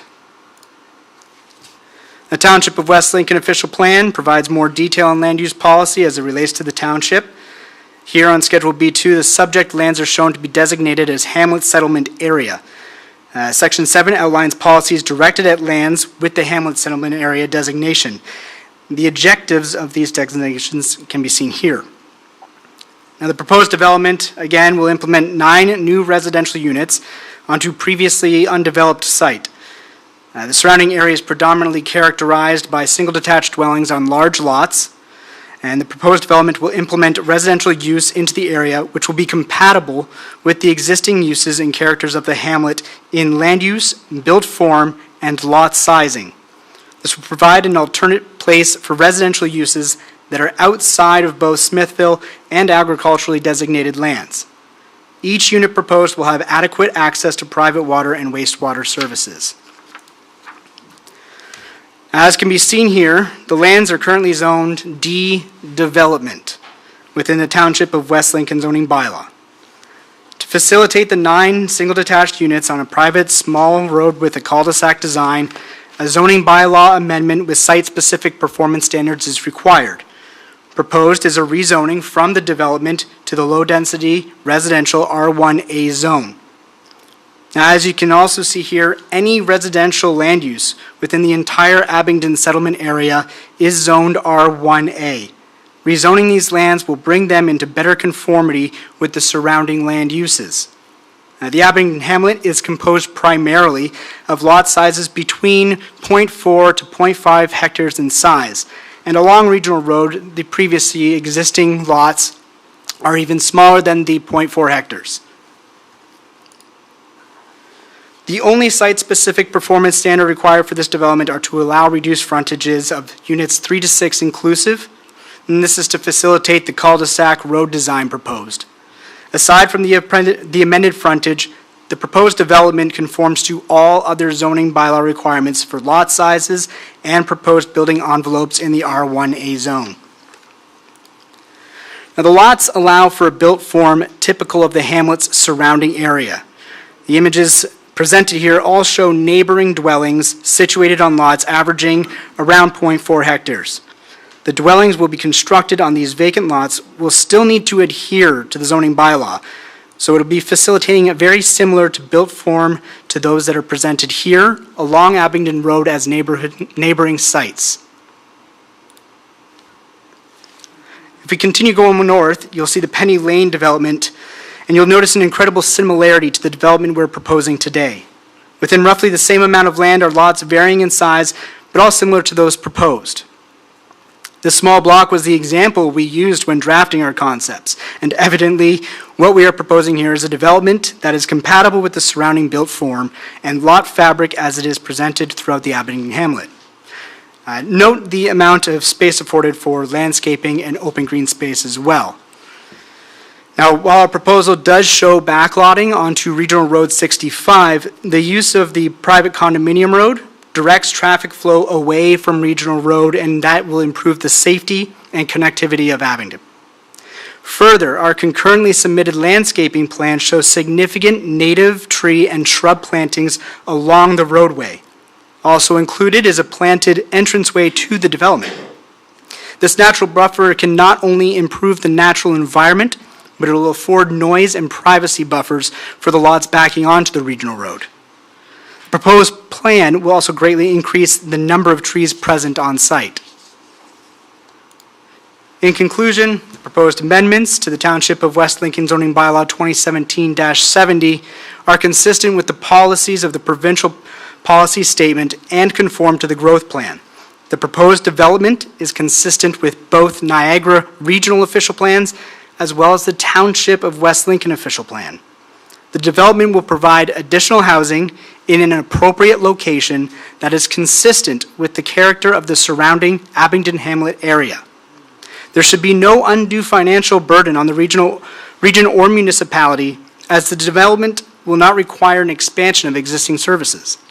There are no undue hazards generated by the proposed development. Lastly, the proposed development is compatible with surrounding existing and planned residential development with respect to setbacks, massing, and built form. Thank you. Thank you. All right, so we'll move to members of the public. So at this point, we'll do the same thing again. We're going to go with the virtual members, and then we'll do the in-person members. So I'm going to ask, are there any oral written submissions from anyone present in this meeting regarding the proposed zoning bylaw amendment? I would like to stress that this may be the only public meeting held with respect to this application. Therefore, if members of the public that are in attendance of this public meeting would like to make comments or provide written comments, they should do so now. If you haven't heard me enough already, if you're on us, going to meet us virtually, you either got two options. If you're using a computer or smartphone, you're just going to raise your hand to the Zoom controls, and if you're on a landline, you're going to hit *9, and that will notify that you have a comment or question. Once you've been acknowledged to speak, you'll unmute your microphone, and then when you're done, we're going to ask you to remute your microphone there. So at this point, and again, I do have to say that that it is important to provide your comments now. For if you haven't already done so in writing or verbally, as OLT may not consider comments made during any other council and or committee meeting. So at this point, we'll bring up our virtual attendees. If they have any comments now, this is the time to do it. Not seeing or hearing anything. So at this point, we're going to go to members of the gallery here. Anybody presently here? Come right ahead. You're going to just take a seat there in the front there. You give us your name and address for the record, and then you can provide your comments. For the record, my name is Brian Rosenberger, 1739 Abingdon Road. I'm directly across from the subdivision. Perfect. Perfect. Thank you. So the concerns I have, you mentioned Penny Lane. Penny Lane has 5 or 6 houses, and it floods my backyard because that water is directed across Abingdon and down the back through the conservation area. On last Tuesday when it rained, the culvert that crosses 65 was 3/4 of the way full. Our culvert is full. So my big concern is, where is that water going to go once they start building houses? They have a watershed plan in place for surface water, but where is it going? There is no capacity in that ditch. So unless somebody's building more culverts, it's going to back up into my backyard. So that's the first concern. Second concern is, obviously, these subdivisions are coming to rural areas, and we always are concerned about light pollution. Because, as you know, as you drive around town, people are putting gable lights in there and soffit lights in their houses that look like Christmas trees. We live in the country for a reason, because it's dark. So I talked to Garrett about street lighting, and you are required to have one street light at the end of the street where it comes onto the main road. But, we don't want the place lit up like a Christmas tree. So I don't know if there's any architecturally protected things that you can add to that, or if that's just development and you sell it off and you get what you get, or if you can just control the development of the site. The third thing is, if anybody's lived in a subdivision, when it's under construction, we're directly downwind of that. So we're concerned about dust and garbage that'll be flying across the road. So we want to know who's sweeping the street, and is it getting done every day? Because for the first part of that development, it's going to be gravel. And it's going to be trucks. And that's Caister Center clay. And you can't get that stuff off. So, we need to know who's going to police that. Because the developers always say, yeah, we're looking after it, until they aren't.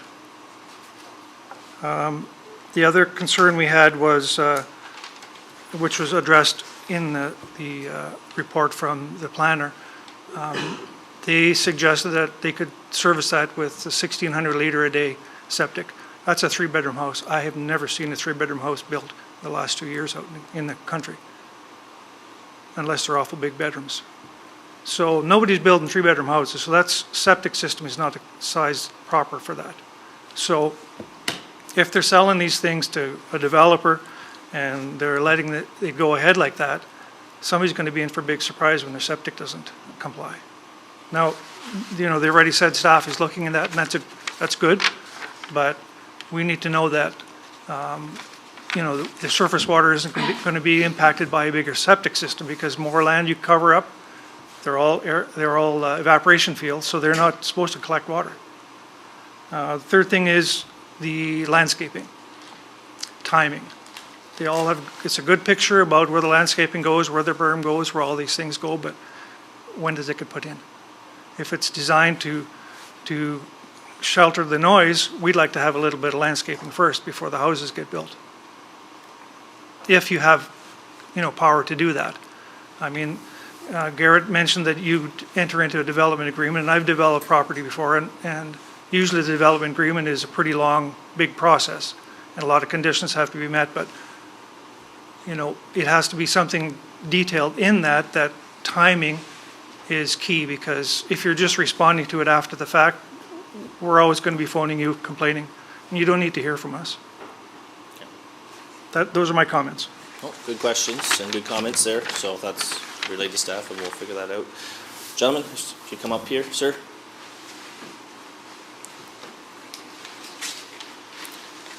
I'll have you have a seat there. You're going to state your name and address for the record for me. I'm a little slower, I'm getting a little older. Oh, My name is Bill Fletcher. I live on the west side, 9251 Silver Street. I'm the adjoining property on the other side. Okay. I have 2 or 3 concerns. My barn, if you notice in that second picture that was up there, is within 15 feet of the edge of the property. You know what I mean? And I farm. That barn is full of chickens and that all the time. The roosters are crowing. I don't understand how you're going to have a house close to that and the people not complaining. I would. You know what I mean?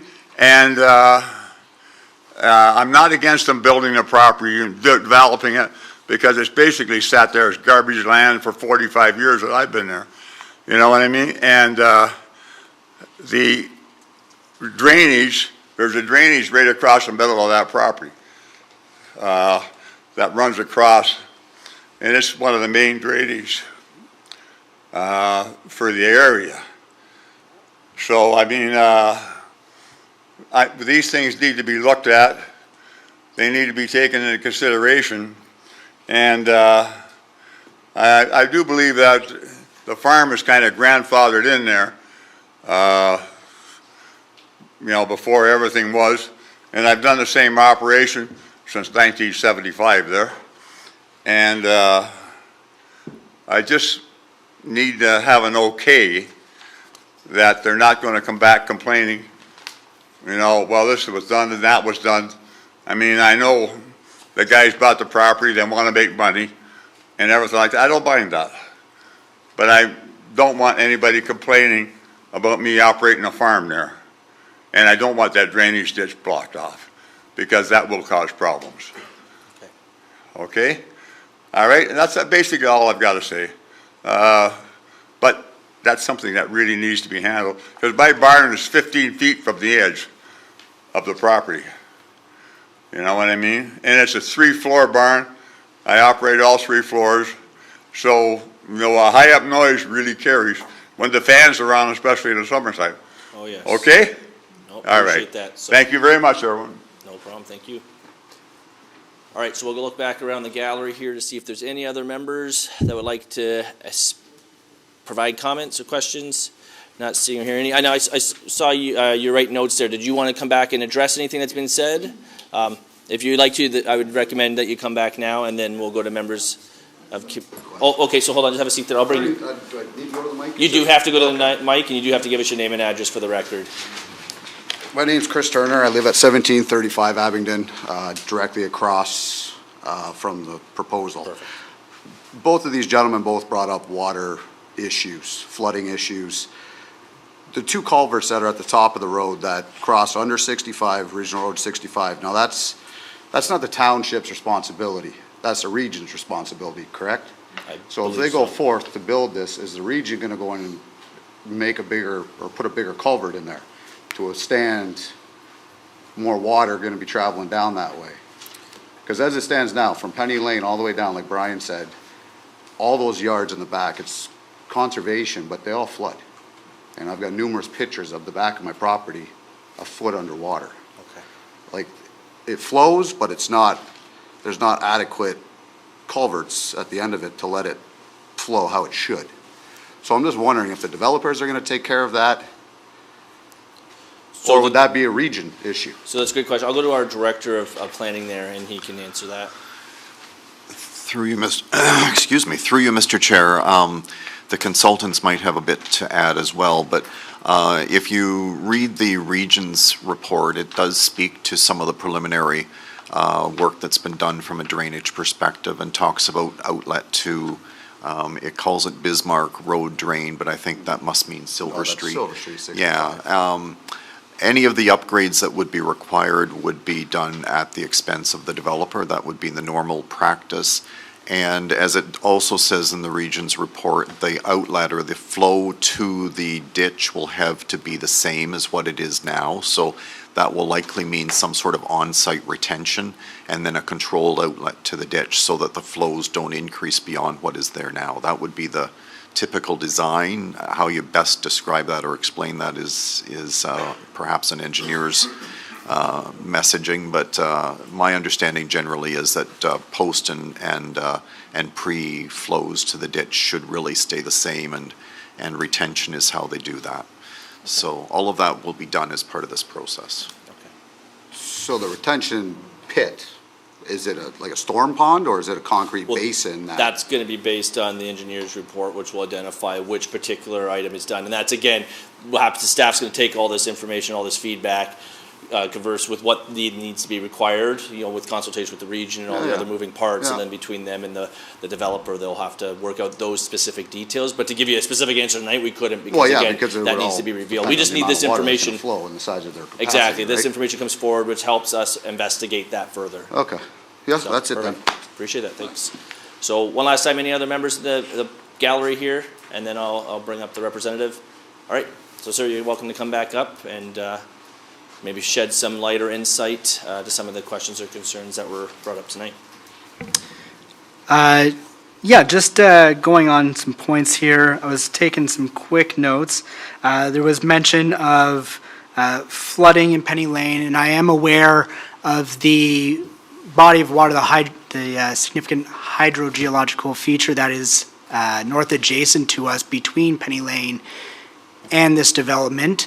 I know that it does flood, and there is another development that has been discussed that it's looking to protect that area and maintain its water conservation.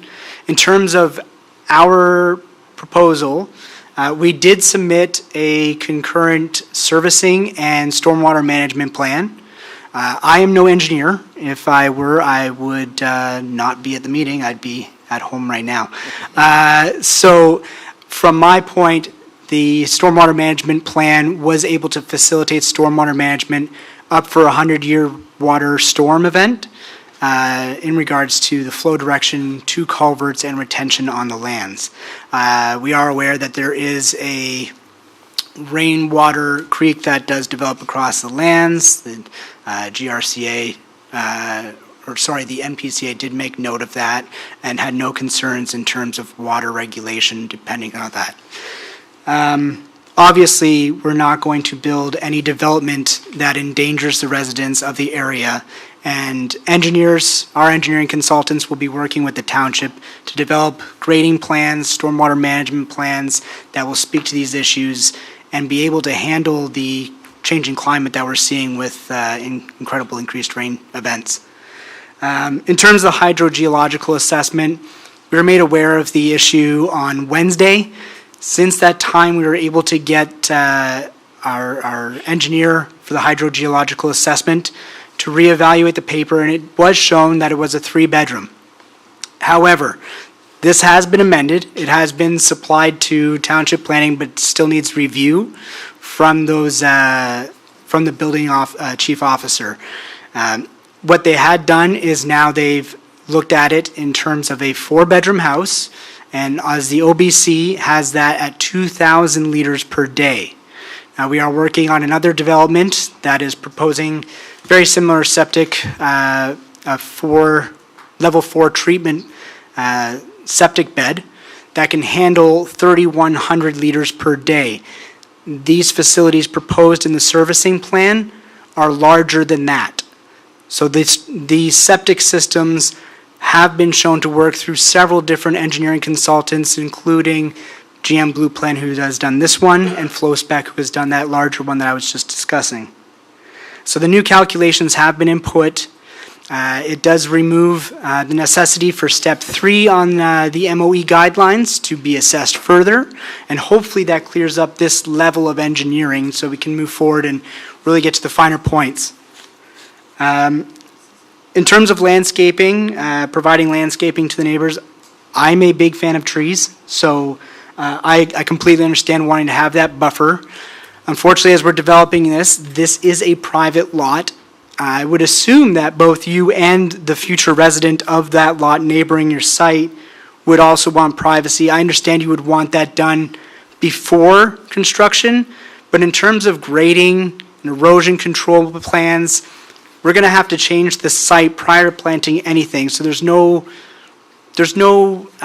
feasible way to plant and then excavate around that to build the grading. Grading will be done as quickly as we possibly can because that saves our clients money in terms of length of time of development. So as soon as that would be done, you would see landscaping being put in place. I do understand the concern for clay dust. My yard is entirely clay. It's impossible to grow anything on, but it gets over everything. Bill Fletcher, you're the neighboring farmer. Completely understand wanting to still maintain your agricultural operations. I would also hope that any resident moving into Abingdon Hamlet knows that it's surrounded by farms. Obviously, developers, there's no issue in putting this in terms of legal documents, mentioning that you are next to a farm and there's going to be noise, there's going to be dust, and yes, it's going to smell like a farm. In terms of the barn within 15 feet, I do apologize. I had not seen a barn on that site within 15. Is that this one here? Second picture. These facilities right here? Yeah, there's a barn right Yeah, all right. Understood. Again, that can be written into those clauses when you're dealing with residents moving in, that you may have noticed that your lot is next to a barn. It's going to smell, it's going to be noisy. Obviously, we want to control as many complaints as we can, but this is the exact form of development that the township and the region have been looking for on this lot. We already mentioned the flow points for the stormwater management and retention. Like I said, these points will be further detailed moving along in the planning process as we really nitpick at an engineering level. Perfect. So I'll just ask you to stay there because I'm going to go to members of committee and they may have some questions.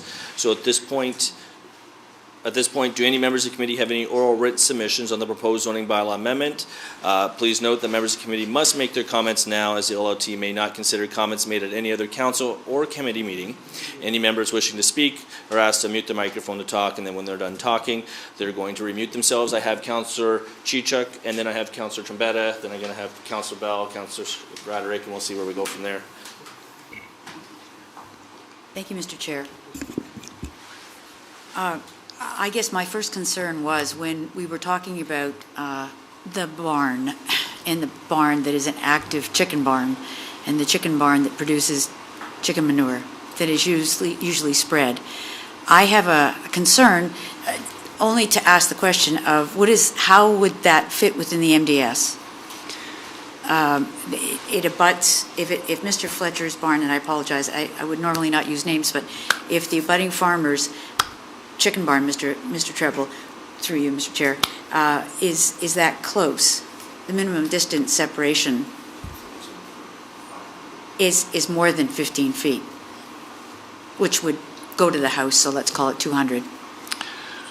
Through you, Mr. Chair, the MDS, because it's inside the hamlet, doesn't apply to the residential uses proposed. It will restrict the farmer's ability to expand, but I would argue that the boundary of the hamlet designation already has that restriction in place. So the farmer really won't see any difference in his restrictions, whether the house is there, but it does increase the potential for complaints. So, Mr. Chair, it does bring me to a point, which is, I know this doesn't last forever, but I know in other municipalities when there is these complicated situations, the purchase and sale agreements oftentimes have a clause written in them, so at least the first purchaser, if he can't see the barn, or smell the barn, or see the chickens, or watch for the dust, can be told before closing that there is an abutting agricultural operation that has been there and will persist. So can we do something of that nature? Through you, Mr. Chair. Through you, Mr. Chair, definitely. And since this is a subdivision, I presume that the comments made by various people, a subdivision, but on a condominium road, does that mean that we would not be required as a municipality to either provide snow coverage or snow removal or garbage pickup within that condominium, and it would be centrally located somewhere? Through you, Mr. Chair, the next step in the process will be for staff to come back with recommended conditions of draft plan of condo approval. That will speak to all of these various items as conditions. Normally on a condo road, the town or the township does not do the maintenance. It's a private responsibility. And I believe that if they meet certain standards, regional garbage or regional waste pickup is possible. And possibly they'll need some sort of centralized containment. Canada Post will likely need some sort of a centralized postal box. So there's a number of different conditions we have to go through with agencies to make sure that we've got it right. Actually, sometimes people think I look blonde, but sometimes I ask the question just to get the answer that I'm looking for. Okay, so now I am worried about the stormwater management facilities, but I know that there is an opportunity to put containerized holding tanks, et cetera, under roadways, et cetera, to try and mitigate the flash floods and to let the water out slowly. What would we do there? Are ditches our only way out in this condition, or will we be looking for a surface water solution that will come back to us before we see the entirety of this plan? Through you, Mr. Chair, I can't really speak very well to the issue of drainage. I know it's an issue out there. I've seen the water lying around as a result of site alteration issues that have happened in that area that we've had to deal with. So the reality is that it's a big enough issue. I would suggest that the applicant needs to make sure we've got some sort of a solution that will work before we come back with a recommendation report. Clearly, the region is a big player in any outlet that's required. It appears that outlet towards the regional road, Bismarck Road as they call it, is likely where this water is heading. But there is a notation in one of the reports that's attached to this document that talks about the fact that there is a concern over sizing requirements. So all of that will have to be investigated and either solved or proper conditions put in place to make sure it's addressed. So I heard the abutting neighbors having concerns about grading and about possibly berming or some sort, whatever is going to happen as a result of final grading. But am I correct? There will be a deposit, a deposit with the township that will not be released until final grading is complete, which the deposit would allow the township to undertake grading if it wasn't done to our specifications. Am I correct? Through you, Mr. Chair, I guess I'll have maybe three parts to this answer. The first one is that there is an overall grading deposit that's collected, and that will be held until the end of the whole process. In addition to that, there is a deposit collected at the time of each building permit to make sure that the individual lot is properly graded as part of the overall master plan.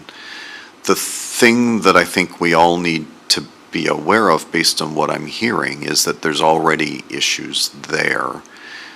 This development can't make them worse, but this development doesn't have the responsibility to solve someone else's issues either. So if there's a bigger issue beyond this development, that should probably be explored as well, but that's beyond this application. So I want to do a bit more digging myself. I know of one lady across from Penny Lane that put a lot of fill in to try and avoid water issues on her property, and I think most of the issues kind of east and south.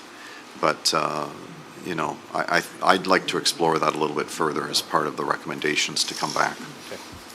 I just wanted to point out a couple of the things that we will have to have satisfied before this application will be considered in the recommendation report, and I'm sure that these will be addressed, so I'm satisfied at this point, but I do have other questions that I'll hold till that time.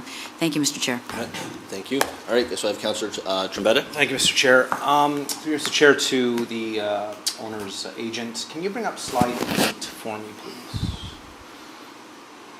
Thank you.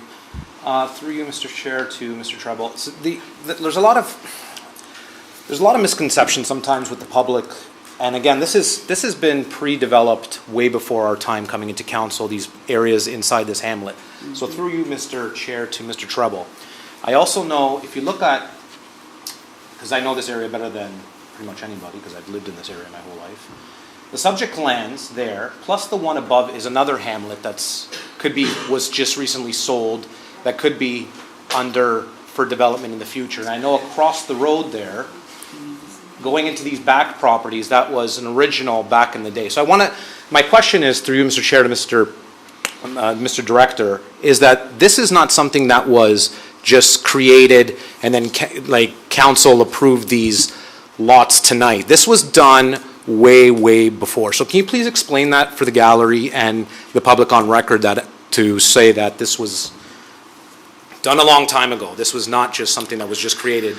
Yeah, through you, Mr. Chair, I was thinking about that tonight, and Mr. Chair, the councillor's mother was probably involved as a councillor perhaps back then, and not even so as either way, mayor. I'm getting blamed, Ryan. What's that? Now or before I'm getting blamed is what you're saying. You know who to talk to. Pretty much I'm getting blamed. The other one that might know something about it is on the other end of the table. But the reality is, as I understand it, and this goes before my time, Abingdon was a hamlet in the first mapping of the township. When I came, it was actually mapped as a rural cluster. And then when the province changed the policy in 2005, we had to go through a process of evaluating each hamlet and determining whether it should survive as a rural cluster or survive as a hamlet because rural clusters did not get recognized in provincial policy, or be eliminated from the concept of settlement areas. And at that point, it came back to a hamlet. So the history goes back, I would argue, well over 20 years for this property to have been part of the hamlet. What we are doing as part of the Urban Boundary Expansion Project, OPA 63, is adding some of the lands on the east side on the east side of Abingdon Road, north of Silver Street. There's, I think, 3 parcels that sort of square it off that are being added over there, but the west side's been in for more than 20 years. Okay, so that's through you, Mr. Chair, to Mr. Treble. So that's my whole thing, is that this is not something new. This could have came at any time in the past, but now obviously it's been purchased, and now people are going through with this sort of development. I just wanted to get that on the record, because it does sometimes think that, applications get brought to council, and this is getting council to approve it on the spot, where this was already in place long time ago, and approved a long time ago. I do have some concerns. I do know about the concerns some of the residents do have. The back of these properties, that's an NPCA issue, that's flooding, that there is some, and I have had discussions with Public Works.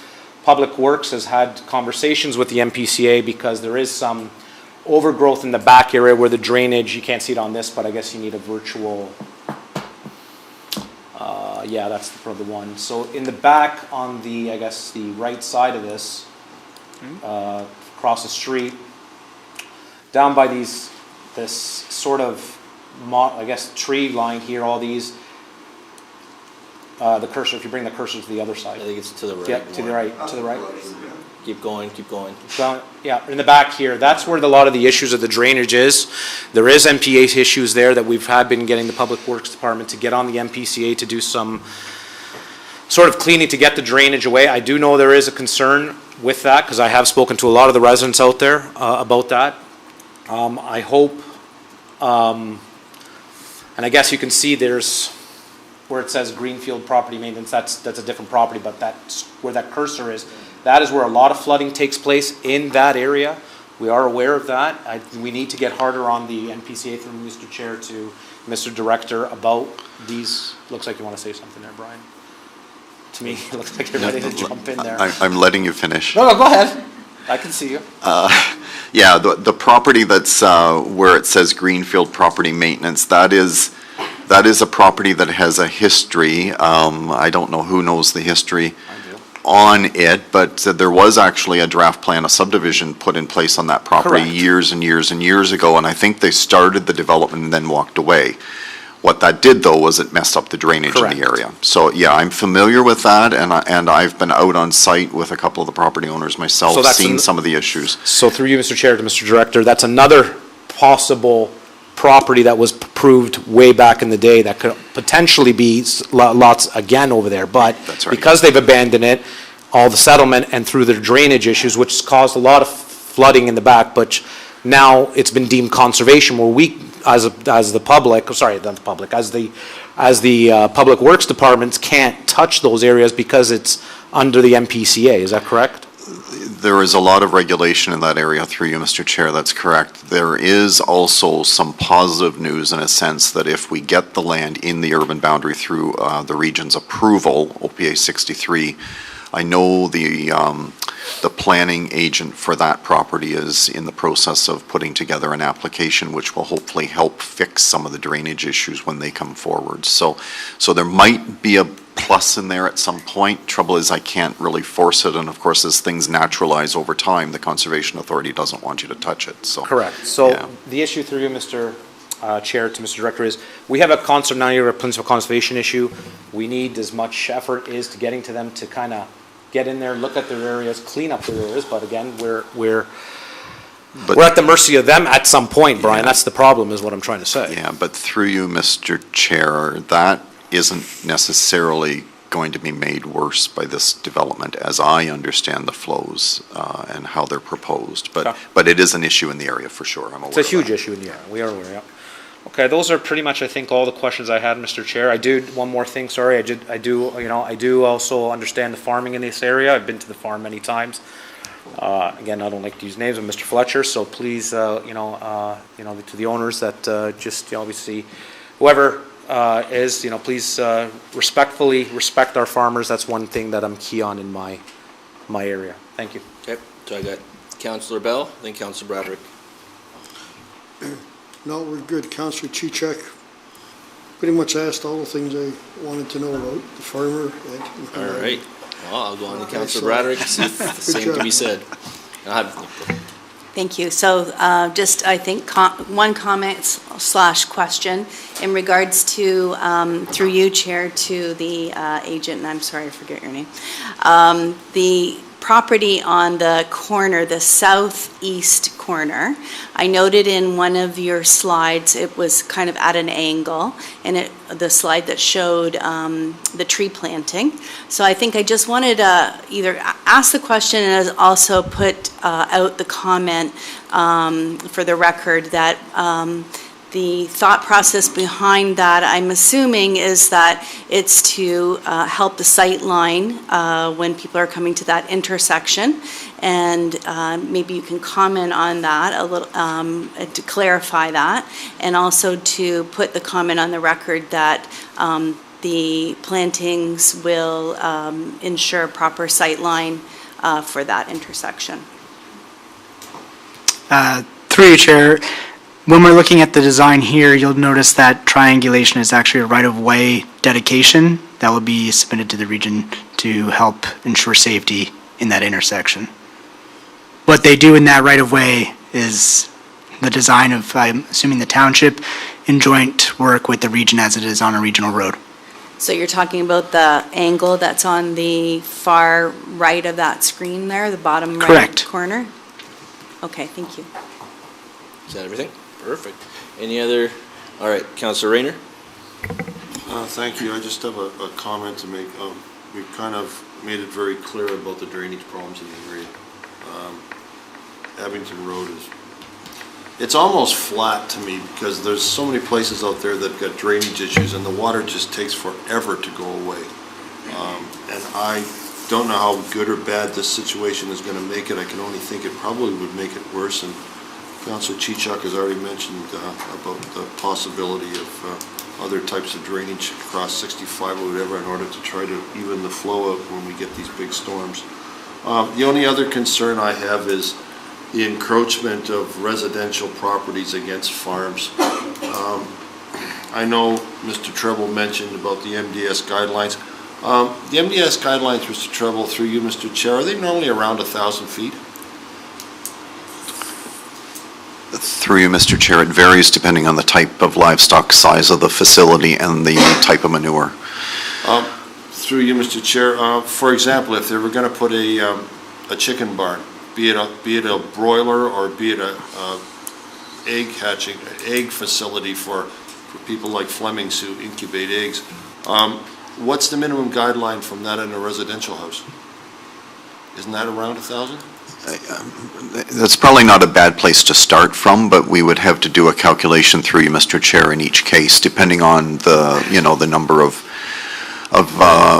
birds that are in the facility. Right, but it's not a bad place to start, as you mentioned. So here we have a situation that Mr. Fletcher mentioned that's only 15 feet away. Not a regular barn. This is a 3-story barn. I mean, this is apartment complex. The noise is going to be very loud at times, depending on the wind direction. Smell is going to be obvious. And we're putting these houses within 15 feet of it. It was also mentioned that there'd be warning clauses for noises and smells that could be put into that. But is that carried through to the second owner or the third owner?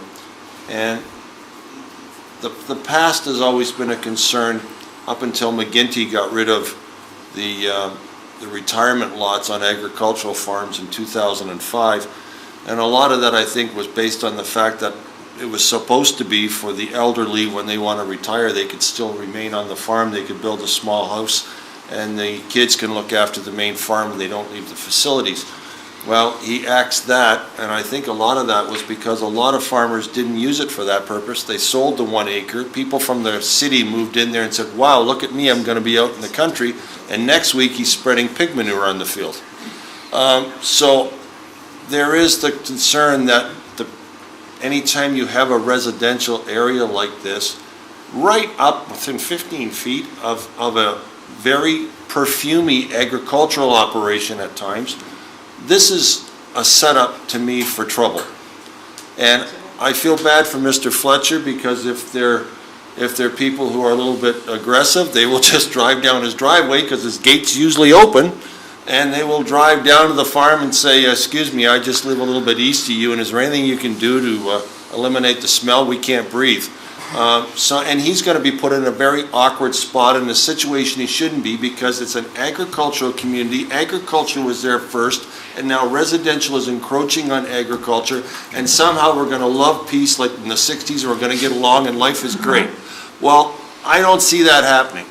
And I don't know what you can do to prevent that from happening other than don't build residential homes in agricultural communities, and that's why agriculture is always way out in the country. But now we've got this thing. When I first was elected councillor way back in 2000. Councillor, can I don't want a history lesson.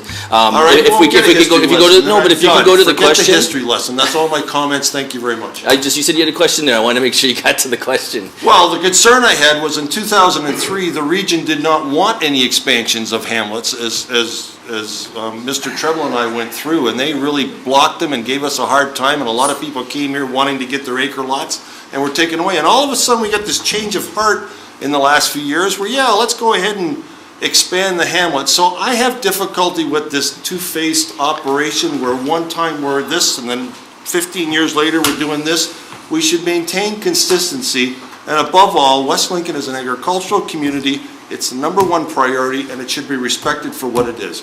And that's where I come from. Okay. Thank you. I still didn't hear a question that, but that's fine.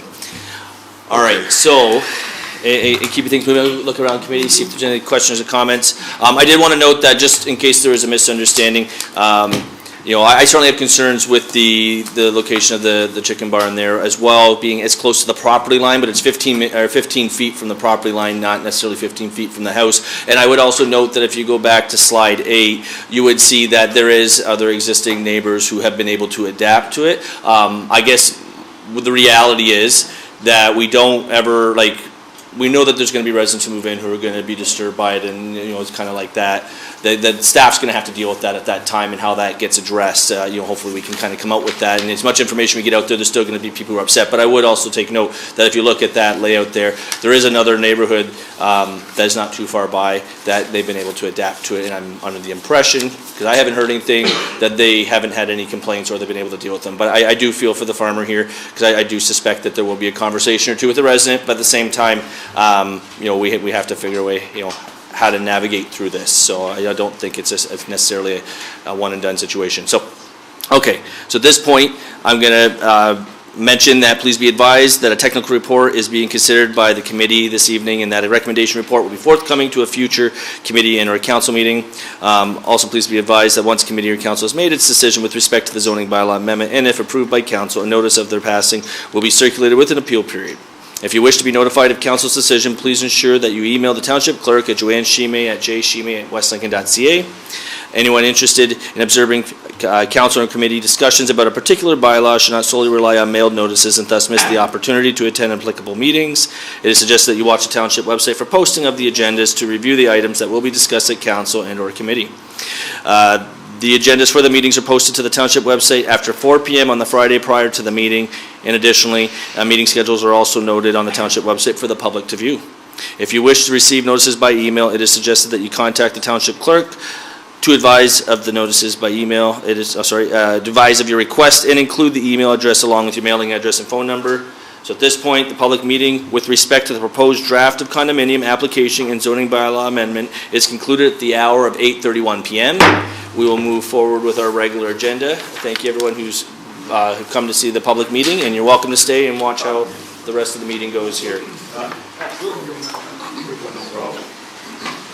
right.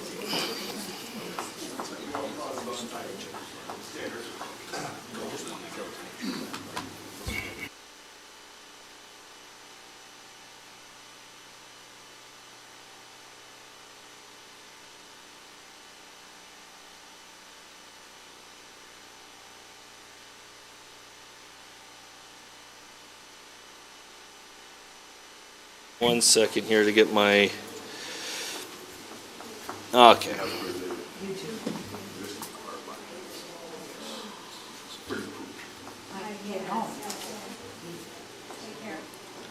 Okay, so now I got to come back to, okay.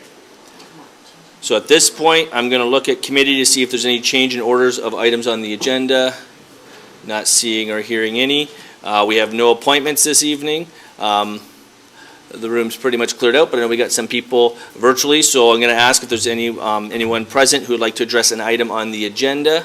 So Kevin, if we can just bring that up again. If you got a chance, you can raise your hand through Zoom, or if you've called in, just hit the *9.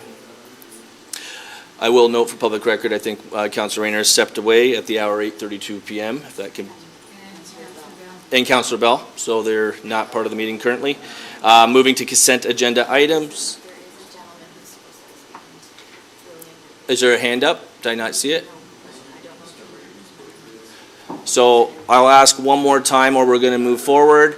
Any member in the virtual meeting wanting to address any item on this agenda at this point is your time to put your virtual hand up or at least unmute or perfect. Okay, so now we see the virtual hand.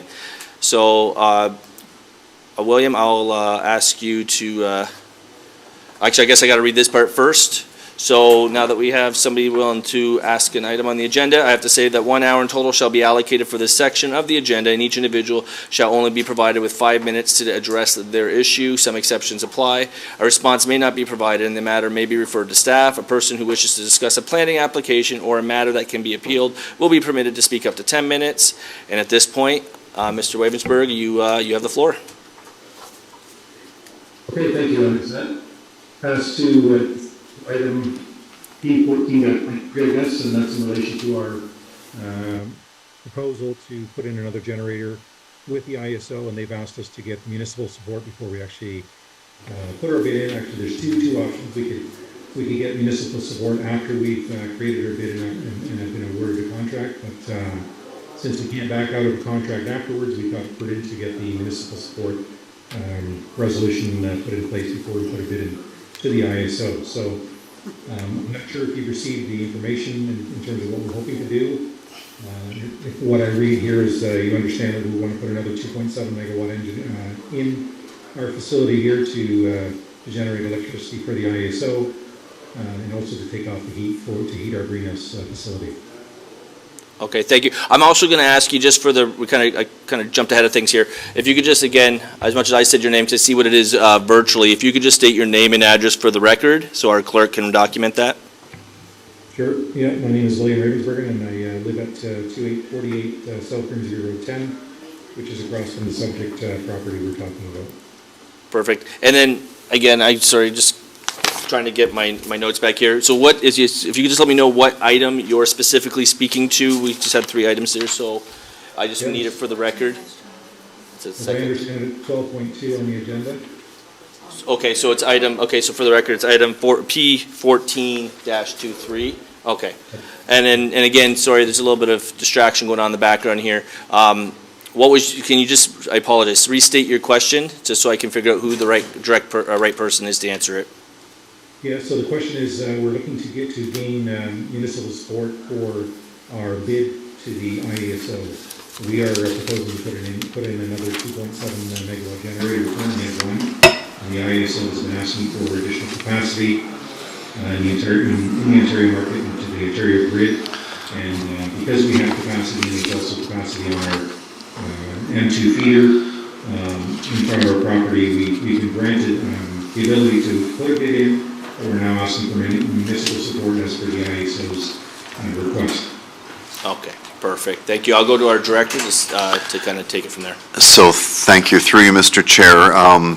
In discussions with Mr. Ravensbergen and his request for support, staff have put together the item that's at 12.2, the report at 12.2, which includes a recommendation of a municipal support resolution.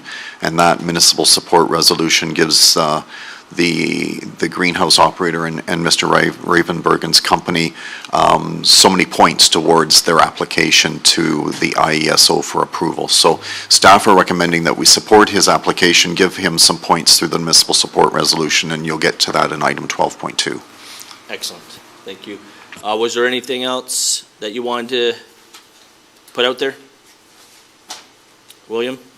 No. Okay. Excellent. Thank you. And I'll just ask one more time if there's any other members virtually here. Not seeing anyone in person, but virtually. If we can just bring the screen up. All right. We will move forward to the next part of our process. And that's going to be consent agenda items on one of my pages here. Okay, so consent agenda items. All items listed below are considered to be routine and non-controversial and can be applied by one resolution. There'll be no separate discussion of these items unless a council member requests it, in which case that item will be removed from consent resolution and considered immediately following the adoption of the remaining consent agenda items. And so under item P1223, the recommendation is that the Planning, Building, Environmental Committee hereby approve the following consent agenda items. Items 1, 2, and 3 be and are hereby received for information with the following exceptions, and there's currently none. And I'll read what those items are. Technical report PD 12-2023, zoning bylaw amendment, temporary use bylaw, Kelly Redicop Garden Suite application, file number 1601-01522. Number 2, technical report PD 09-2023, application for zoning bylaw amendment, 9629 Regional Road 20, file number 1601-01422. And lastly, number 3, technical report PD 08-2023, applications for draft plan of condominium and zoning bylaw amendment, Abington Road and Regional Road 65, which is a ZBA, file number 1601-01622, and CDM file number 2091-22. I'm going to start with, do I get a a mover first, I guess, and a seconder, and then we can decide whether or not, how this is going to go. So I got Councilor Braderick, Mayor Gannon, mover seconder. So before we call the vote, is there anything that's going to be, is we good to go to the vote? Any questions? Not seeing or hearing any, I'll call the question. All those in favor? All right, that carries. Any opposed? Okay. Oh, did I get ahead of things? Sorry, I got kind of into the routine.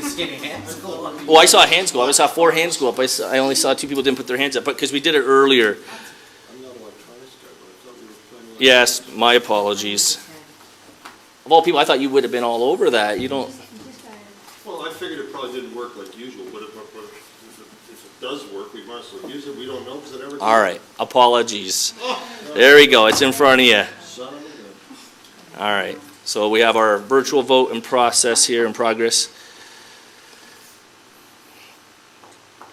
All right.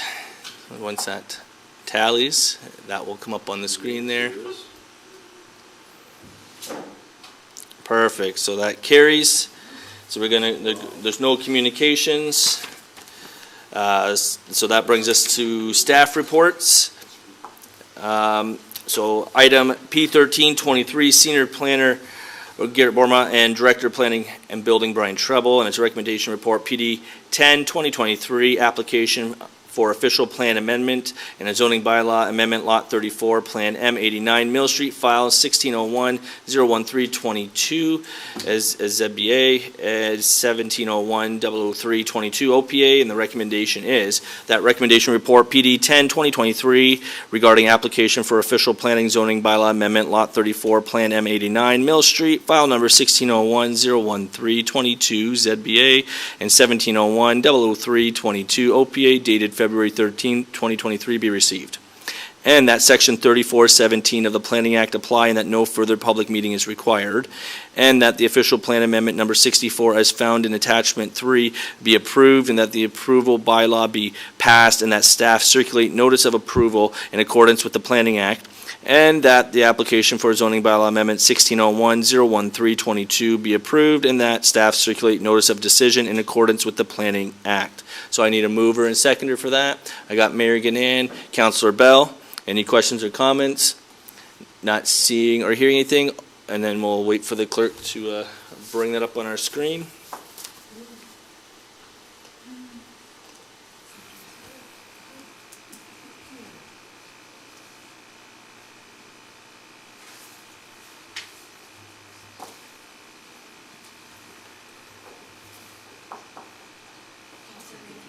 Councilor Rayner, are you seeing the vote on your screen?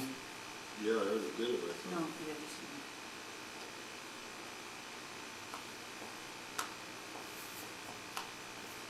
All right, that carries.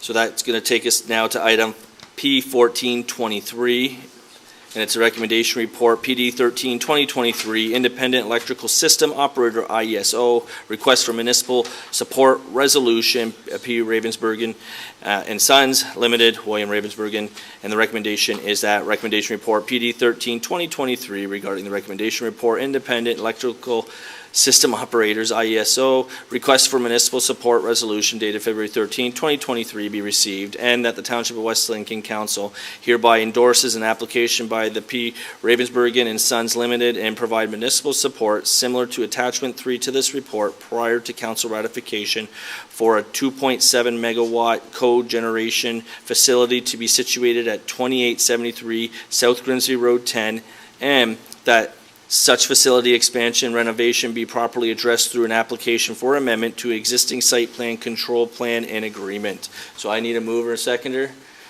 I got Councilor Braderick and Councilor Bell. Any questions or comments? Not seeing or hearing anything, I'll go to the clerk to call the question.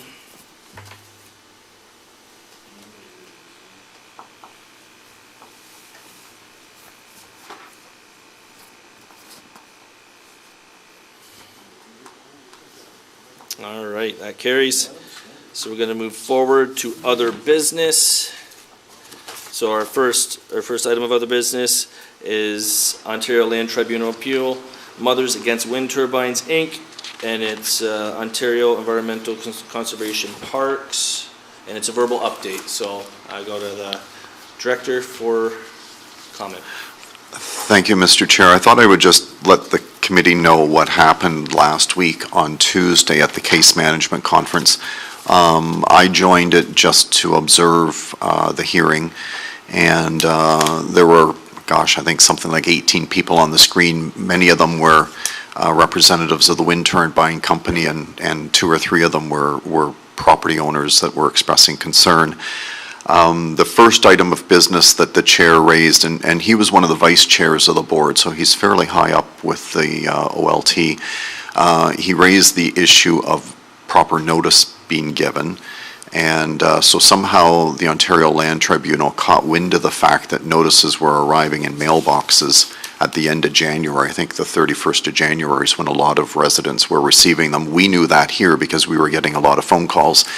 And that was not deemed to be adequate notice by the board. So the whole hearing has been thrown out to start over again. So no dates or times that I'm aware of, but they have to re-notify and restart the process based on what I heard that day. All right, Councillor? Thank you. Further to that, I got a letter in the mail, and I called Mr. Treble on it, and the date of the hearing was the same day I just opened the envelope. Like, it was ridiculous. I've never seen anything like it before. But, apparently Mr. Treble said there was other calls that came in exactly the same way. But to receive notice in the mail on the same day of the hearing, something was very disorganized, very disorganized. All right, I'm going to go to Councillor Trombetta, and then I'll come to you, Madam CEO. Thank you, Mr. Chair. So, through you, Mr. Chair, to Mr. Director, I did get a lot of phone calls about this letter in the mail from residents as well. They were in panic mode about thinking that there was more turbines going up. They didn't understand I didn't get one. I don't know, maybe in the north end. Maybe it's just a south end thing that people got letters, but what was in the letter, I don't know, and what do we tell residents when they call me?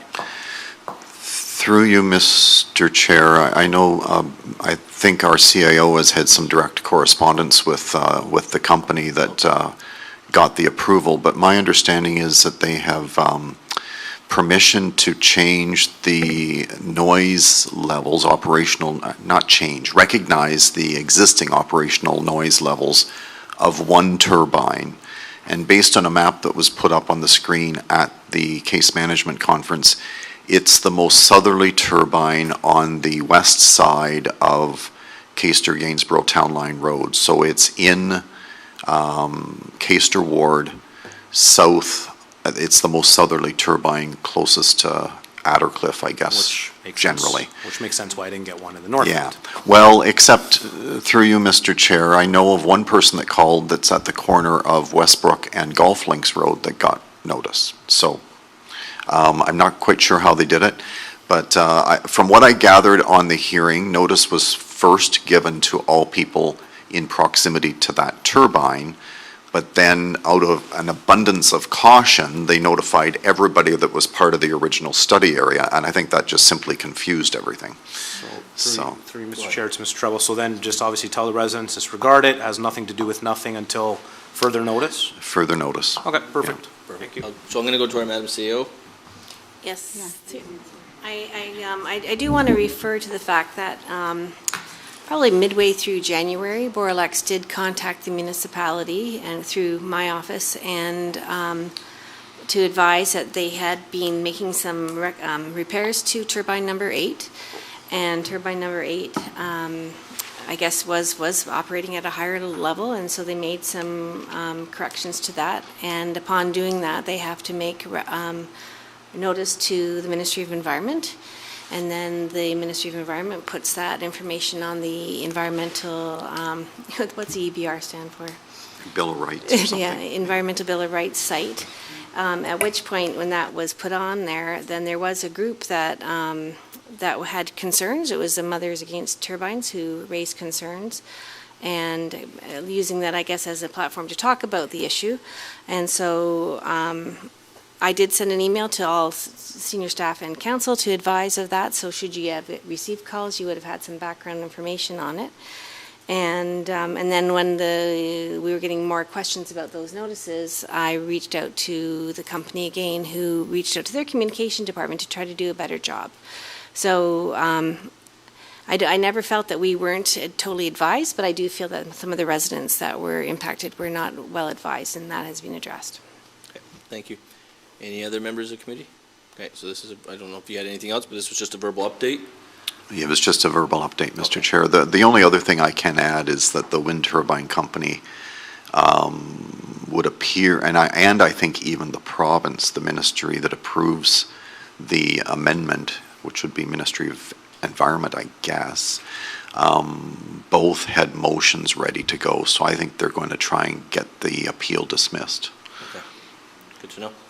All right, so at this point, I'll move forward to the next item of business here. So we have item P1623, and it's the Ontario Land Tribunal Appeal, Kazan versus West Lincoln Township, verbal update.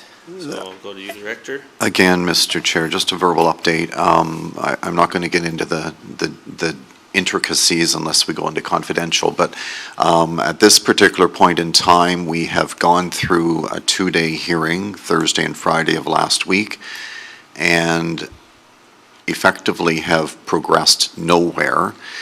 2 more days have been scheduled in May 10th and 11th to hear it. The chair has become so confused by the messaging that I think we've got quite a bit of a task ahead of us to sort this out. But the reality is that he's instructed that the parties get together and have case management conferences and discussions amongst professionals that normally only happen in the bigger files.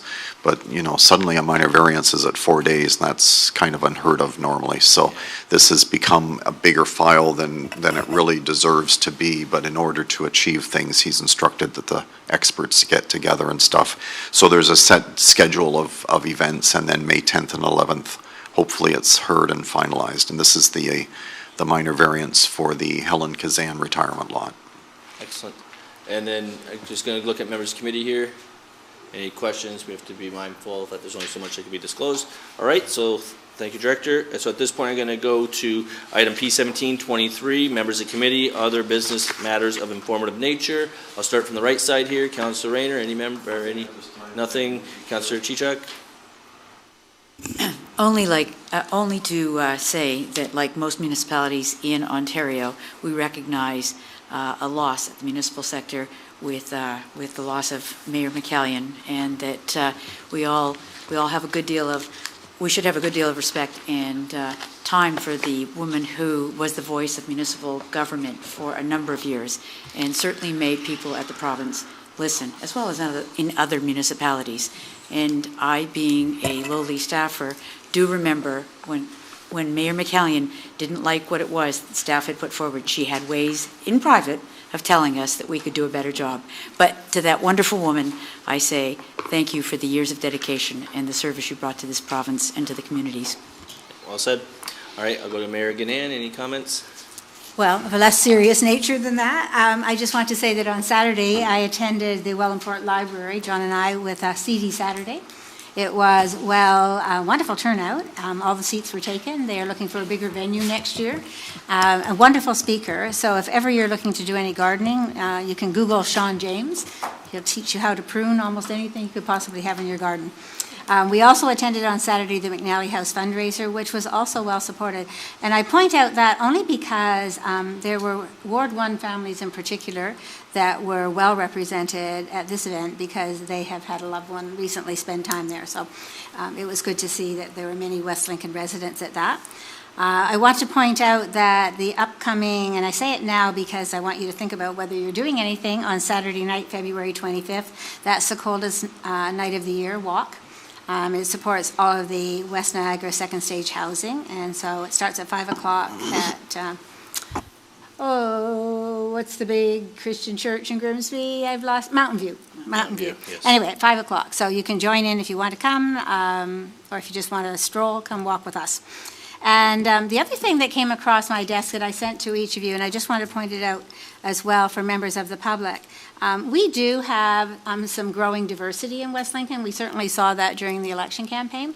And so there is a group doing a project putting forward an exhibition in our library in town that's called Explore Islam. And so I just thought that I would point that out as an opportunity to improve our understanding of others who are now living in our community. That's it. Thank you. Thank you. I'll go to Councillor Trombetta. Nothing. Councillor Braddock, nothing. Councillor Bell, nothing. I got Director Treble. I'm sorry, Mr. Chair. I just wanted to point out the fact that on the screen through Zoom, we have our planner that is backfilling for Maddie on mat leave. Shrada is in attendance tonight as well, observing. So I just wanted to point that out. Excellent. Thank you. Madam CEO? No, thank you. Okay. And then you have anything to add, Jessica? Excellent. I'll keep it short. I have nothing to add tonight. So that being the case, I'll go to the next item. Any new items of business? Not seeing or hearing anything. So I'll adjourn the meeting at the hour of 8:55 p.m. Thank you, everyone. Have a great